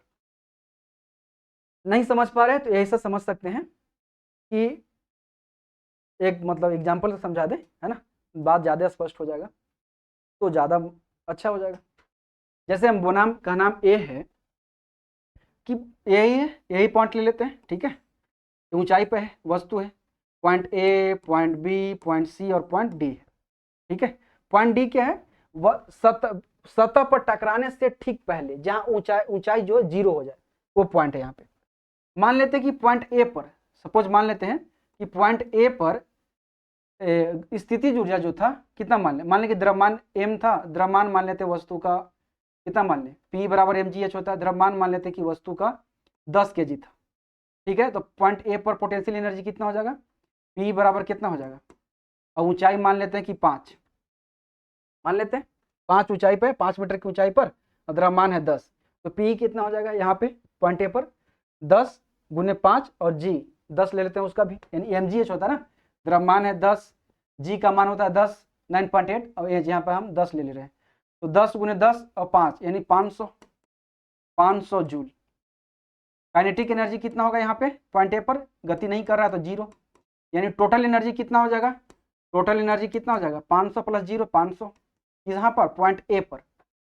लेकिन हम बोल रहे हैं कि पॉइंट बी पर, पॉइंट सी पर, पॉइंट डी पर, कहीं भी ऊंचाई के किसी भी पॉइंट पर दोनों एनर्जी का योग क्या होगा? नियत रहेगी, लेकिन जैसे जैसे वस्तु नीचे आएगा स्थितिज ऊर्जा घटेगी। मान लीजिए पॉइंट बी पे, है ना, पॉइंट बी पर पोटेंशियल एनर्जी 500 से घटकर हो गई 300, तो कितना घट गई 200, तो काइनेटिक एनर्जी 200 बढ़ जाएगी, 0 से कितना हो जाएगा 200। पॉइंट सी पर मान लेते हैं कि काइनेटिक पोटेंशियल एनर्जी हो गई 100, तो ये हो जाएगा 400, यानी दोनों का योग कितना होगा 500, यहाँ भी 500, यानी किसी भी पॉइंट पर टोटल एनर्जी पॉइंट डी पर पोटेंशियल एनर्जी हो गई 0 और काइनेटिक एनर्जी हो गई 500, क्योंकि पॉइंट डी क्या है, वहां पे जहां पे ऊंचाई एकदम 0 हो जाता है, एकदम सतह पर टकराने से ठीक पहले का स्थान है, ठीक है, तो यहाँ पर 0, टोटल एनर्जी 500। तो टोटल एनर्जी, जब यहाँ प्रश्न खूब प्रश्न पूछेगा याद रखिएगा, है ना, तो यहाँ पर क्या हुआ, टोटल एनर्जी पॉइंट ए पर, बी पर, सी पर, डी पर सब क्या है बराबर है, ठीक है। तो डी पर क्या होगा, डी पर जहां ऊंचाई क्या है नगन है, ऊंचाई क्या हो गया 0, तो यहाँ पे पोटेंशियल एनर्जी क्या हो जाएगी 0, क्योंकि ऊंचाई 0 हो गया। काइनेटिक एनर्जी कितना हो जाएगा 1/2 mv²। तो टोटल एनर्जी कितना हो जाएगा, टोटल एनर्जी पॉइंट डी पर, टोटल एनर्जी पॉइंट डी पर कितना हो जाएगा 0 + 1/2 mv², यानी 1/2 mv²। समझ पाए, समझ पाए। अब हम बोल रहे हैं कि टोटल एनर्जी क्या होता है, पॉइंट ए पर, बी पर, सी पर, डी पर सब पर क्या है बराबर है, कोई कहीं पे कमी नहीं। समझ पाए, यहाँ से खूब प्रश्न पूछा हुआ, कैसे पूछा हुआ से समझिए। पूछेगा कि यदि किसी वस्तु को इंच ऊंचाई से, इंच कुछ भी दे रहेगा, है ना, या पूछेगा कि यदि कोई वस्तु पहाड़ से गिर रही है, तो पहाड़ से गिरती हुई वस्तु में कौन सी ऊर्जा होती है, केवल स्थितिज ऊर्जा, केवल गतिज ऊर्जा की दोनों होती है, ठीक है। पहाड़ से गिर रही वस्तु में कुल ऊर्जा क्या होगा, कुल ऊर्जा में क्या होगी, वृद्धि होगी, कमी होगी या नियत रहेगी, कुल ऊर्जा नियत रहेगी। पहाड़ से यानी किसी भी ऊंचाई से गिरती हुई वस्तु में कौन सी ऊर्जा में वृद्धि होगी, यदि कोई वस्तु किसी ऊंचाई से गिर रही है तो उसकी कौन सी एनर्जी में वृद्धि होगी, स्थितिज ऊर्जा, गतिज ऊर्जा, गतिज ऊर्जा में वृद्धि और स्थितिज ऊर्जा में कमी। ये सारा प्रश्न पूछा हुआ है, ठीक है, इसलिए मैं इतना समझा दिया ठीक से। अब देखिए कि सारे पॉइंट पे तो एनर्जी बराबर है, तो हम क्या करते हैं कि टोटल एनर्जी पॉइंट ए पर और टोटल एनर्जी पॉइंट डी पर दोनों को बराबर करते हैं, ठीक है। तो क्या रिजल्ट आएगा मेरे पास, ये समझते हैं।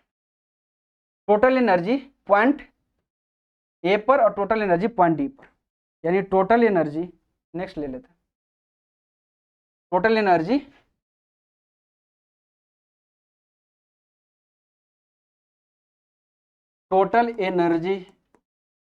क्या हो रहा है,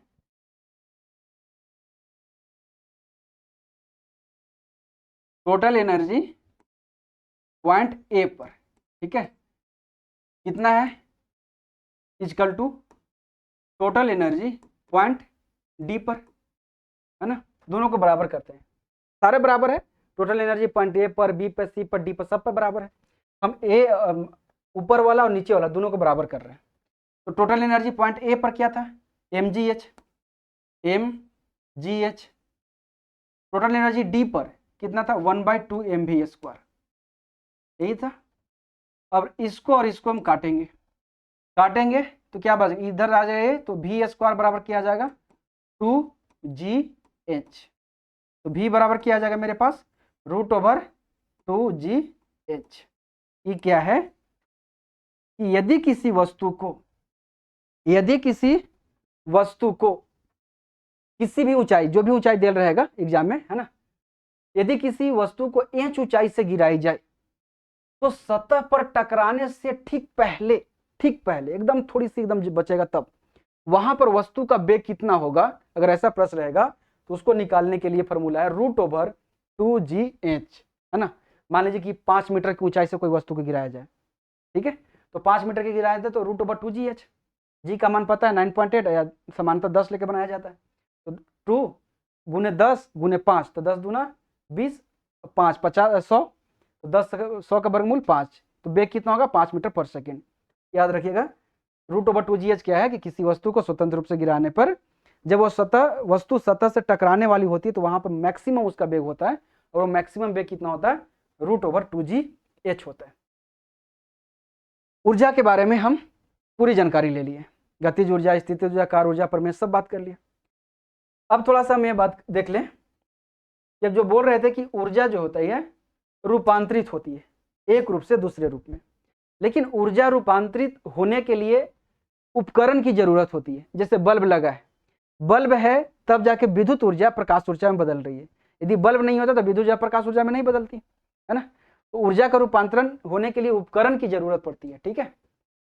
यही उपकरण लिखा हुआ है और यहाँ पे लिखा हुआ ऊर्जा का रूपांतरण, ये एग्जाम में पूछता है तो इसको याद रखिएगा, है ना।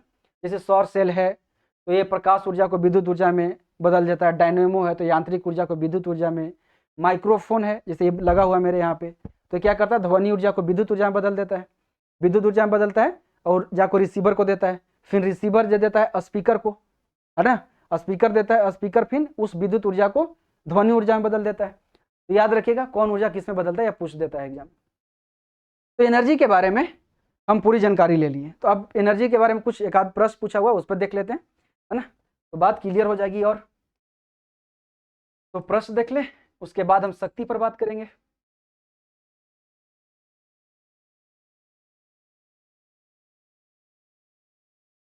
चलिए ये है प्रश्न ऊर्जा में, क्या है पहला प्रश्न है कि 5 मीटर पर सेकेंड की गति से गतिशील 22 केजी का वजन वाले वस्तु की गतिज ऊर्जा कितनी होगी। गतिज ऊर्जा निकालने का फॉर्मूला 1/2 mv², है ना, लगा दीजिए 1/2 m कितना है 5, v कितना है, द्रव्यमान कितना है, सॉरी 1/2 m, m यहाँ पे है ना, 1/2 m कितना है 22 केजी, v² 5 है, v 5 है तो 25, है ना, 2 से काट देंगे तो 11, 11 गुने 25 करेंगे तो कितना 275 जूल बन जाएगा। नेक्स्ट देखिए, यदि वायु प्रतिरोध को नगण्य माने तो मुक्त रूप से गिरते हुए पिंड की स्थितिज ऊर्जा और गतिज ऊर्जा का योग क्या होगा। यदि यही बोला ना, किसी वस्तु को ऊपर से गिरा रहे हैं तो स्थितिज ऊर्जा और गतिज ऊर्जा का योग यानी टोटल एनर्जी क्या रहेगी, नियत रहेगी किसी भी पॉइंट पर, अभी बात कर रहे थे, तो क्या होगा स्थिर रहेगी, है ना, नियत रहेगी। निम्न में से कौन सी ऊर्जा किसी वस्तु की ऊंचाई के साथ बदलती है, अभी बता रहे थे कि कौन सी ऊर्जा ऊंचाई के साथ बदलने से बदलती है, स्थितिज ऊर्जा, और गतिज ऊर्जा वेग के साथ बदलती है। तो कौन सी ऊर्जा ऊंचाई के साथ बदलती है, स्थितिज ऊर्जा, यानी पूछा हुआ है ग्रुप डी में 2018 का प्रश्न है। निम्न में से कौन सी ऊर्जा किसी वस्तु के वेग के साथ बदलती है, तो वेग के साथ कौन बदलता है, गतिज ऊर्जा, गतिज ऊर्जा। यदि एक वस्तु का संवेग 3 गुना कर दिया जाए तो इसकी गतिज ऊर्जा कितनी हो जाएगा, पूछा हुआ है लोको पायलट में 2018 का प्रश्न है। तो गतिज क्या है, संवेग 3 गुना तो गतिज ऊर्जा 9 गुना, के बराबर अभी बताते हैं, के प्रोपोर्शनल होता है p² का, है ना, तो संवेग 3 गुना तो गतिज ऊर्जा 9 गुनी, कौन सा आसान होगा, मूल मान का 9 गुना हो जाएगा। नेक्स्ट देखते हैं, यांत्रिक ऊर्जा गतिज ऊर्जा और किसका संयोजन है, यांत्रिक ऊर्जा और स्थितिज ऊर्जा का योग है, तो यांत्रिक ऊर्जा और स्थितिज ऊर्जा का योग है। ये पूछा हुआ है एएलपी यानी लोको पायलट और एसएससी एमटीएस 2021 का प्रश्न। यदि एक वस्तु का वेग इसके शुरुआती वेग से दुगुना हो जाता है तो इसकी गतिज ऊर्जा में कितनी गुनी वृद्धि होगी, यानी वेग यानी के प्रोपोर्शनल, क्या हम बताए थे, के प्रोपोर्शनल होगा v² का, यानी वेग दुगुना तो गतिज ऊर्जा 4 गुनी, कौन सा है, ग्रुप डी 2018 का प्रश्न। पहाड़ से गिर रहे किसी पिंड में होती है ना, पहाड़, कोई पहाड़ या किसी भी ऊंचाई से गिर रही वस्तु में क्या होती है, स्थितिज ऊर्जा और गतिज ऊर्जा दोनों होती है। गतिज ऊर्जा और स्थितिज ऊर्जा दोनों होती है, लेकिन दोनों एनर्जी का योग क्या होता है, नियत रहता है, और स्थितिज ऊर्जा घटता है और गतिज ऊर्जा बढ़ता है। तो क्या होता है, गतिज ऊर्जा स्थितिज ऊर्जा दोनों होता है, ठीक है। 11 केजी की एक वस्तु, यहाँ पर है 11 केजी की एक वस्तु 5 मीटर की ऊंचाई पर हो तो उसमें तब इसमें निहित ऊर्जा ज्ञात करें। जी का मान लेना है 9.8 मीटर पर सेकेंड। ये क्या लिखा हुआ है, उर्दू में लिखा हुआ है ना, उर्दू को मिटाते हैं और हम लिख देते हैं फारसी में। तो 9.8 क्या होता है, जी का मान मीटर पर सेकेंड स्क्वायर होता है। तो कहना है कि क्या है कि 11 केजी की एक वस्तु है, 5 मीटर की ऊंचाई पर है, तो निहित ऊर्जा, तो ऊंचाई पर है तो कौन सी एनर्जी उसमें होगा, पोटेंशियल एनर्जी होगा। तो P बराबर हम क्या जानते हैं बताइए, mgh, अभी बता किए, m दिया हुआ है 11 केजी लिख दिए, g का मान हमारे पास दिया हुआ 9.8, h कितना है 5 मीटर, 5 से गुना कर दिए, तो 11 × 5 = 55, 9.8 से गुना करेंगे 10 से भागा देंगे तो कितना लगभग आ जाएगा आपको 539, है ना, 539 जूल। किसी वस्तु की मुक्त रूप से गिरावट के दौरान, पहला ऑप्शन, गतिज ऊर्जा में वृद्धि होती है, याद करिए पहले, जो हमने लेक्चर दिया। वस्तु गिरेगी मुक्त रूप से तो क्या होगा, गतिज ऊर्जा बढ़ेगी, स्थितिज ऊर्जा घटेगी, है ना, लेकिन दोनों एनर्जी का योग नियत रहेगी। तो यहाँ पूछ रहा है कि क्या बढ़ेगा, तो गतिज ऊर्जा में वृद्धि होती है, सही हो गया, है ना, और स्थितिज ऊर्जा में कमी होती है। पूछा हुआ प्रश्न है ये देखिए, एक घर में, अब ये है शक्ति से, अब हम शक्ति पे बात कर लेंगे तब ये बात करेंगे। तो अब हम बात कर ले शक्ति के बारे में। तो कार ऊर्जा हम दोनों पढ़ लिए, अब हम बात करेंगे शक्ति, और उसके बाद हमारी चैप्टर हो जाएगी समाप्त, है ना। थोड़ा लंबा जा रहा है क्लास, है ना, कोई बात नहीं है, लंबा जाने से क्या हो, समझ तो रहे ना बेहतर तरीके से। देर हो पर मजबूती के साथ हो, है ना, जब हो तो फिर उंगली ना उठे, है ना, देर हो तो हो, मजबूती के साथ हो। तो शक्ति पे बात करते हैं आप, है ना। तो शक्ति क्या है, तो कार्य करने की दर या ऊर्जा रूपांतरण की दर को शक्ति कहते हैं। लाइन को समझिएगा, ऊर्जा में हम क्या बताए थे, कार्य करने की क्षमता को ऊर्जा कहते हैं। यहाँ पे क्या बोल रहे हैं, कार्य करने की दर, यहाँ कंफ्यूजन मत होइएगा ना, कार्य करने की क्षमता को ऊर्जा बोलते हैं, लेकिन कार्य करने की दर को क्या बोलते हैं, शक्ति बोलते हैं। शक्ति जो होता है वह किए गए कार्य की गति को मापता है कि कार्य कितनी शीघ्रता से या देर से हुआ, इस बात को बताता है शक्ति। कैसे बताता है, अभी समझते हैं। यदि कोई कर्ता माने कोई व्यक्ति, यदि कोई व्यक्ति डब्लू कार टी समय में करता है, टी समय में करता है, तो शक्ति बराबर हो जाएगा कार बटे समय, शक्ति बराबर कार बटे समय, ठीक है। शक्ति को पी से सूचित करते हैं, शक्ति को पी से सूचित करते हैं, तो पी बराबर क्या हो, डब्लू बटे टी, है ना। अब शक्ति बराबर कार बटे समय है, तो इसका एसआई मात्रक निकाल लेते हैं, है ना। तो मात्रक क्या हो जाएगा बताइए, इसका एसआई मात्रक क्या हो जाएगा, अगर हम मात्रा की बात करें तो क्या हो जाएगा, कार का एसआई मात्रक और समय का लिख लेंगे। तो कार का एसआई मात्रक क्या होता है, जूल, समय का सेकंड, यानी जूल पर सेकंड। कार का शक्ति का एसआई मात्रक क्या है, जूल पर सेकंड। इसी को बोलते हैं क्या, इसी को बोलते हैं वाट। जूल पर सेकंड को ही क्या बोलते हैं, वाट बोलते हैं, है ना, वाट। वाट जिसे W से सूचित किया जाता है, वाट को W से सूचित किया जाता है। तो शक्ति का एसआई मात्रक जूल पर सेकंड, जिसे वाट भी कहा जाता है। शक्ति, कार और ऊर्जा की भांति यह भी अदिश राशि है। तो यानी तीनों, कार, ऊर्जा और शक्ति, तीनों ही अदिश राशि है, ठीक है। अब हम बात करते हैं कि लाइन बोले थे कि शक्ति जो है किए गए कार्य की गति को मापता है, यानी कार्य कितनी शीघ्रता से हुई या कितनी देरी से हुई, इस बात को जो है बताता है। तो कैसे बताता है उसको समझते हैं। माना कि तीन व्यक्ति हैं, ठीक है, तीन व्यक्ति हैं, ए, एक व्यक्ति है बी और एक व्यक्ति है सी। इन तीनों व्यक्ति की अगर शक्ति की बात करें तो इसकी शक्ति है, यानी पावर की बात करें तो शक्ति है इसका 5 वाट, 5 वाट शक्ति कैसा है मात्रक वाट, इसका है 4 वाट और इसकी शक्ति है 10 वाट। अब तीनों व्यक्ति को कहा जाता है कि आप लोग कार्य करिए, और तीनों को एक ही कार्य दिया जाता है। कौन सा कार्य दे दे, मान लें कि तीनों कहें कि दौड़ के छत पे चढ़ो, दौड़ के या कैसे भी छत पे जाना आपको, लेकिन तीनों को कहा जाए कि एक ही रास्ता से जाना है, रास्ता तीनों का एक ही है, ठीक है। मान लें कि छत पे जाने में कार्य करने पड़ता है 20 जूल, तो तीनों के लिए कार्य उतना ही होगा, है ना। तो एक के लिए भी कार्य 20 जूल होगा, कार्य तो तीनों का बराबर होगा क्योंकि कार्य हम तीनों का समान दे रहे हैं। ये भी 20 जूल इसका कार्य होगा और इसका भी 20 जूल। अब यहां बताना है शक्ति, अब बताएगा, पावर बताएगा कि कौन कितना तेजी से कार्य किया, है ना, ये बात को बताएगा। यही बोल रहे थे कि कार्य, शक्ति जो है किए गए कार्य की माप करता है, गति की माप करता है कि कौन कार्य कितनी शीघ्रता से हुई या देर से हुई। तो पी डब्ल्यू, अब टी निकालना है हमें, समय, P बराबर W बटे टी है, तो T बराबर क्या, W बटे P, यानी कार्य बटे क्या, कार्य बटे शक्ति, समय आ जाएगा। तो कार्य 20 जूल, शक्ति है इतना, तो भाग देंगे तो 5 से 20 में तो 4, यानी 4 सेकेंड। इसका कितना आएगा, इस सेकेंड लिखा हुआ है 45 मत समझ जाइएगा, है ना, मेरा एस भी 5 की तरह लिखा था, है ना, इस सेकेंड है, एक कितना हो जाएगा, 4 से इसमें भाग दें तो 5 सेकेंड हो जाएगा, 5 सेकेंड। इसका कितना हो जाएगा, 2 सेकेंड। तो जिसकी जितनी ज्यादा शक्ति होगी वह उतना ही कार्य को क्या करेगा, शीघ्रता से कर लेगा। यही बताता है शक्ति, यानी कार्य की गति को बताता है कि कार्य कितनी शीघ्रता से हुई। अब समझते हैं कि यदि 1 वाट का कोई उपकरण है आपके घर में, ठीक है, जैसे बल्ब ही है 1 वाट का, ठीक है, और उसको यदि 1 सेकेंड तक हम उसको जलाते हैं, उपयोग करते हैं, तो कितना ऊर्जा की खपत होगी, कितनी इलेक्ट्रिक मतलब विद्युत ऊर्जा की खपत होगी, उसको समझते हैं।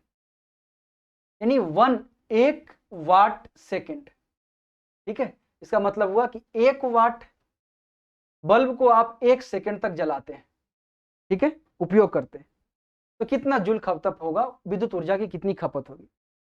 1 वाट को तो हम जूल पर सेकेंड भी लिख सकते हैं, जूल पर सेकेंड को ही वाट बोलते हैं। अभी ने बताया जूल पर सेकेंड, जूल पर सेकेंड को क्या बोलते हैं, वाट बोलते हैं। तो यहाँ है 1 वाट, तो इसको लिख सकते हैं ना जूल बाई सेकेंड लिख सकते हैं। और यहाँ पे है 1 सेकेंड, इस सेकेंड से सेकेंड कट जाएगा, यानी 1 जूल। यदि आप 1 वाट बल्ब को 1 सेकेंड तक जलाएंगे तो 1 जूल विद्युत ऊर्जा की खपत हो जाएगी। अब 1 वाट की जगह 1 सेकेंड की जगह हम 1 घंटा यदि जला लें तो क्या होगा, 1 वाट घंटा, ठीक है, तो 1 वाट इंटू 1 घंटा, ठीक है,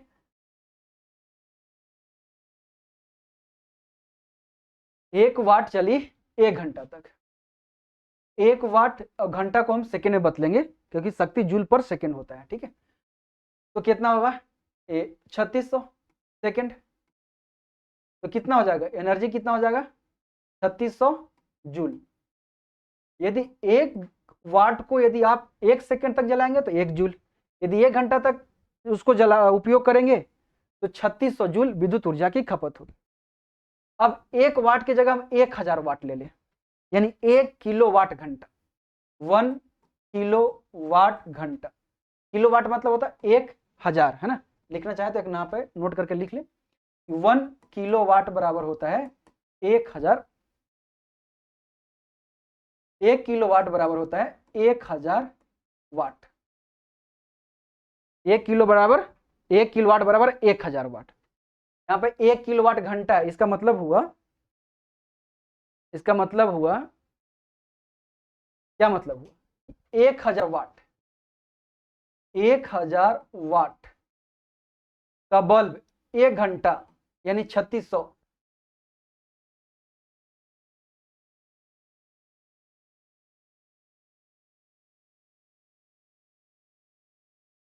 एक वाट 1000 वाट यदि 1 घंटा, 1 घंटा माने 3600 सेकेंड तक चलती है तो कितना ऊर्जा खपत होगा, 36 2 ने 2 3 जीरो है, इतना जूल ऊर्जा की खपत होगी। इसको हम लिख सकते हैं 3.6 गुने 10 के पावर 6 जूल, 10 से गुना किया 10 से भागा दे दिए, तो 3.6 जूल, यानी 1 किलो वाट घंटा बराबर कितना हो गया, 1 किलो वाट घंटा बराबर होता है 3.6 गुने 10 के पावर 6 जूल, ठीक है, यानी 1000 वाट का यदि आपके घर में उपकरण है, यानी फ्रिज लगा हुआ है, कूलर है, पंखा है, टीवी है, सब मिलाकर यदि 1000 वाट है तो 1 घंटा तक आप उपयोग करेंगे उस सभी उपकरण का, 1 घंटा में एनर्जी की खपत हो जाएगा 3.6 गुने 10 के पावर 6 जूल विद्युत ऊर्जा की खपत होगी। अब आपके मन में प्रश्न होगा कि सर ये बार बार जूल जूल बोल रहे हैं, बिजली बिल तो यूनिट में आती है, यूनिट तो बता दीजिए, है ना, यूनिट बता दे, बात तो सही है ना, आती तो यूनिट में है और हम धर के जूल जूल किए हुए हैं, है ना, कोई बात नहीं, यूनिट भी समझा देते हैं। 1 किलो वाट बराबर ही 1 किलो वाट, 1 किलो वाट घंटा बराबर होता है 1 यूनिट, यानी 1000 वाट यदि 1 घंटा तक जलेगा तो बिजली बिल कितने खपत होगी, 1 यूनिट। अब 1 किलो वाट घंटा बराबर इतना जूल है तो इतना बराबर 1 यूनिट लिख सकते हैं ना, तो 3.6 गुने 10 के पावर 6 जूल बराबर होता है 1 यूनिट, है ना। तो आपके घर में बिजली बिल आता है किस में, यूनिट में आता है। यूनिट में क्यों लिखा जाता है, क्योंकि जूल में लिखेंगे तो बहुत बड़ा आंकड़ा हो जाएगा, है ना, क्योंकि महीना में 500 यूनिट 200 यूनिट घर में, इंडस्ट्रियल एरिया में तो एक दिन में 2-2 हज़ार यूनिट आता होगा बिल, है ना, तो 2000 यूनिट बिल आ जाएगा और इतना 1 यूनिट बराबर 3.6 गुना 10 के पावर 6 जूल है, उसको लिखने में तो बहुत बड़ा स्पेस चाहिए, तो व्यवहारिक नहीं है, इसलिए बिजली बिल क्या आता है, यूनिट में आता है। 3.6 गुना 10 के पावर 6 जूल को 1 यूनिट लिखा जाता है, ठीक है, इतना बराबर 1 यूनिट, याद रखिएगा, प्रश्न बनेगा इसी से। अब आपके मन में आ रहा है सर 1 किलोवाट घंटा 1000 वाट यदि 1 घंटा चला तो 1 यूनिट, लेकिन सर मेरे घर में तो 1000 वाट है ही नहीं, तो कैसे निकालें? निकालने के लिए इससे भी निकालेंगे, आपके घर में यदि 100 वाट का भी है तो 100 वाट से निकाल लीजिए, यानी 1000 वाट 1 घंटा चला तो 100 वाट से निकाल लीजिए। लेकिन सिंपल हम अगर निकालने के लिए बता दें यूनिट तो कैसे निकालें, सिंपल तरीके से निकालने का फॉर्मूला है कि यूनिट निकालना हो, यूनिट बराबर होता है जितना घर में आपका वाट का लगा हुआ, वाट है ना, वाट गुने घंटा, समय को हमेशा घंटा में लेना है, घंटा बटे 1000, आराम से निकाला जा सकता है यूनिट, है ना। वाट यूनिट बराबर वाट गुने घंटा बटे 1000। जैसे मान लीजिए कि आपका घर है, उसमें 2 रूम है, 4 बल्ब लगा हुआ है 10-10 वाट का, तो 40 वाट। मान लें कि 2 फैन लगा हुआ 100 वाट का, तो 200 यूनिट वो हो गया, तो दोनों मिला कितना हो गया 240 वाट। और 100 वाट का मान लें कि टीवी लगा हुआ आपके घर में, तो कितना होगा 340 वाट। तो एक दिन में कितना यूनिट आएगा, यदि मान लें कि सभी उपकरण को मिलाकर, यानी 340 वाट आपके घर में, टीवी पंखा और बल्ब को मिलाकर 340 वाट, तो कितना यूनिट आएगा एक दिन में। यदि आप मान लेते हैं कि 340 वाट से सभी को मिलाकर, बल्ब को, फैन को और टीवी को मिलाकर प्रतिदिन 10 घंटा आप उसका उपयोग करते हैं सब, तो यूनिट बराबर क्या हो जाएगा, देखिए मान लें कि 340 वाट का आपके घर में उपकरण है, आपने प्रतिदिन सभी उपकरण को 10 घंटा उपयोग करते हैं, ठीक है, तो 10 घंटा बटे 1000, एक दिन का बता रहा हूँ, यदि 30 दिन का निकालना हो तो 30 से गुना कर दीजिए, और ठीक है, 1 0 से 1 0, 1 0 से 1 0, 10 में 334 से भागा देंगे तो कितना आएगा 3.4 यूनिट। तो एक दिन में कितना आ जाएगा 3.4 यूनिट, और 30 दिन का तो 30 दिन से गुना कर लीजिए। अब हम प्रश्न ले लेते हैं शक्ति पर। तो शक्ति के बारे में याद रखिएगा कि वाट सेकेंड, वाट घंटा और किलोवाट घंटा, ये किसकी मात्रक है, ऊर्जा या कार्य का मात्रक है ना, जबकि वाट, किलोवाट, मेगावाट, है ना, एचपी भी एक शक्ति का मात्रक है। मशीनों की शक्ति को एचपी यानी हॉर्स पावर मापते हैं, 1 एचपी बराबर कितना होता है 746 वाट, ठीक है। अब क्या है, प्रश्न ले लेते हैं शक्ति से, ठीक है।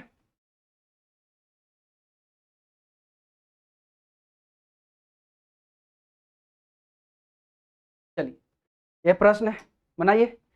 एक घर में एक माह में इतना जूल ऊर्जा की खपत हुई, इकाई में यह ऊर्जा कितनी है, ठीक है। एक घर में एक माह में इतना जूल, तो हम अभी बताएं कि 3.6 गुने 10 के पावर 6 जूल बराबर कितना होता है, ये 10 के पावर 6 लिखा हुआ है, ठीक है, यहाँ पे इतना बराबर कितना होता है 1 यूनिट, 1 यूनिट। तो 1 जूल बराबर कितना यूनिट, 1 जूल बराबर इतना में भागा दे देंगे 1 बटे 3.6 गुने 10 के पावर 6 जूल। तो हमारा हमको निकालना कितना है, इतना से इसमें गुना कर देंगे, 900 गुने 10 के पावर 6, 10 के पावर 6 से 6 कट गया, 36 है, तो पॉइंट हटाएंगे तो ऊपर 10 जाएगा, तो यानी 9000 बटे 36 कट जाएगा, 9 चौका 36, 9 से 1000 बार में, यहाँ 1 जीरो और ऊपर जाएगा तो 1000 बार में कटेगा, ठीक है। तो 4 से काटेंगे तो 250 यूनिट है ना। इतना जूल को यूनिट में बदलेंगे तो 250 यूनिट आएगा। नेक्स्ट देखते हैं, एक है कि मोहन का वजन 40 केजी है तथा वह 10 सेकेंड में 50 सीढ़ियां चढ़ जाता है, प्रत्येक सीढ़ी की ऊंचाई है 15 सेंटीमीटर हो, तो मोहन की शक्ति क्या है, मोहन की शक्ति क्या है बताना है। जी का मान लेना है हमको 10 मीटर पर सेकेंड स्क्वायर। तो शक्ति बराबर क्या है, हम फॉर्मूला जानते हैं, शक्ति बराबर कार्य बटे समय। तो समय पता हो और कार्य पता हो तो हम शक्ति निकाल देंगे। तो समय तो हमें पता है कितना दिया हुआ 10 सेकेंड, लेकिन कार्य पता नहीं, कार्य हमें निकालना होगा, तो निकाल लेते हैं। क्या कर रहा है मोहन, कर क्या रहा है, मोहन सीढ़ियां चढ़ रहा है, 50 सीढ़ी चढ़ता है, एक सीढ़ी है 15 सेंटीमीटर का, तो कुल कितना वो विस्थापन हुआ, सीढ़ी चढ़ रहा है ऊपर की ओर, तो जो दूरी तय करेगा वही विस्थापन होगा, है ना। तो विस्थापन कितना हुआ, क्योंकि हमें कार्य निकालना, कार्य का मतलब तो विस्थापन से है, ठीक है। तो 50 विस्थापन हुआ, 50 सीढ़ियां चढ़ा है, एक सीढ़ी का मतलब हाइट है 15 सेंटीमीटर, तो गुना कर दिए तो कितना हो जाएगा 750 सेंटीमीटर। लेकिन विस्थापन का ऐसा मात्रा क्या होता है, मीटर होता है, तो इसको मीटर में बदल देंगे तो 7.5 मीटर हो गया।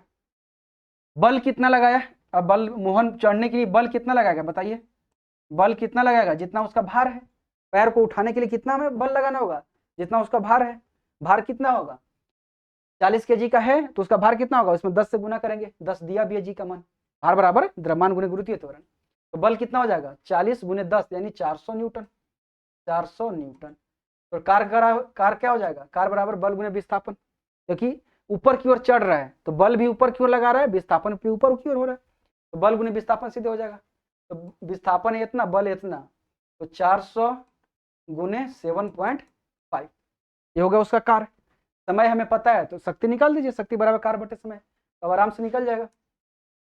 शक्ति बराबर क्या हो जाएगा, कार कितना हुआ 400 इंटू 7.5, समय कितना है 10 सेकेंड, कट गया। ये पॉइंट है तो पॉइंट से घटेंगे तो 10 आएगा, तो 1 जीरो कटेगा, 75 गुने 4 यानी कितना हो जाएगा 300 वाट। शक्ति कैसा है मात्रक वाट है, तो 300 वाट ये आंसर हो जाएगा। अब कोई प्रश्न नहीं है, ये था चैप्टर, तो कार, ऊर्जा और शक्ति तीनों को समझ लिए। इसका पीडीएफ का लिंक डिस्क्रिप्शन में रहेगा, पीडीएफ भी पढ़ लीजिए, पीडीएफ भी बेहतर लिखा हुआ है, वहां से पढ़ सकते हैं। बाकी प्रीवियस ईयर आप बनाइए चैप्टर, यदि पूरा वीडियो देख लिए तो आराम से प्रीवियस ईयर उठाइए, कोई भी प्रीवियस ईयर जो भी आप एग्जाम तैयारी कर रहे हो, एसएससी कर रहे हो, रेलवे कर रहे हो, दरोगा कर रहे हो, पीसीएस का, यूपीएससी, कोई भी आप उठाइए, सारा प्रश्न आपसे बनेगा, कहीं भी कोई दिक्कत नहीं होगा। तो आज के लिए इतना ही, बहुत बहुत धन्यवाद।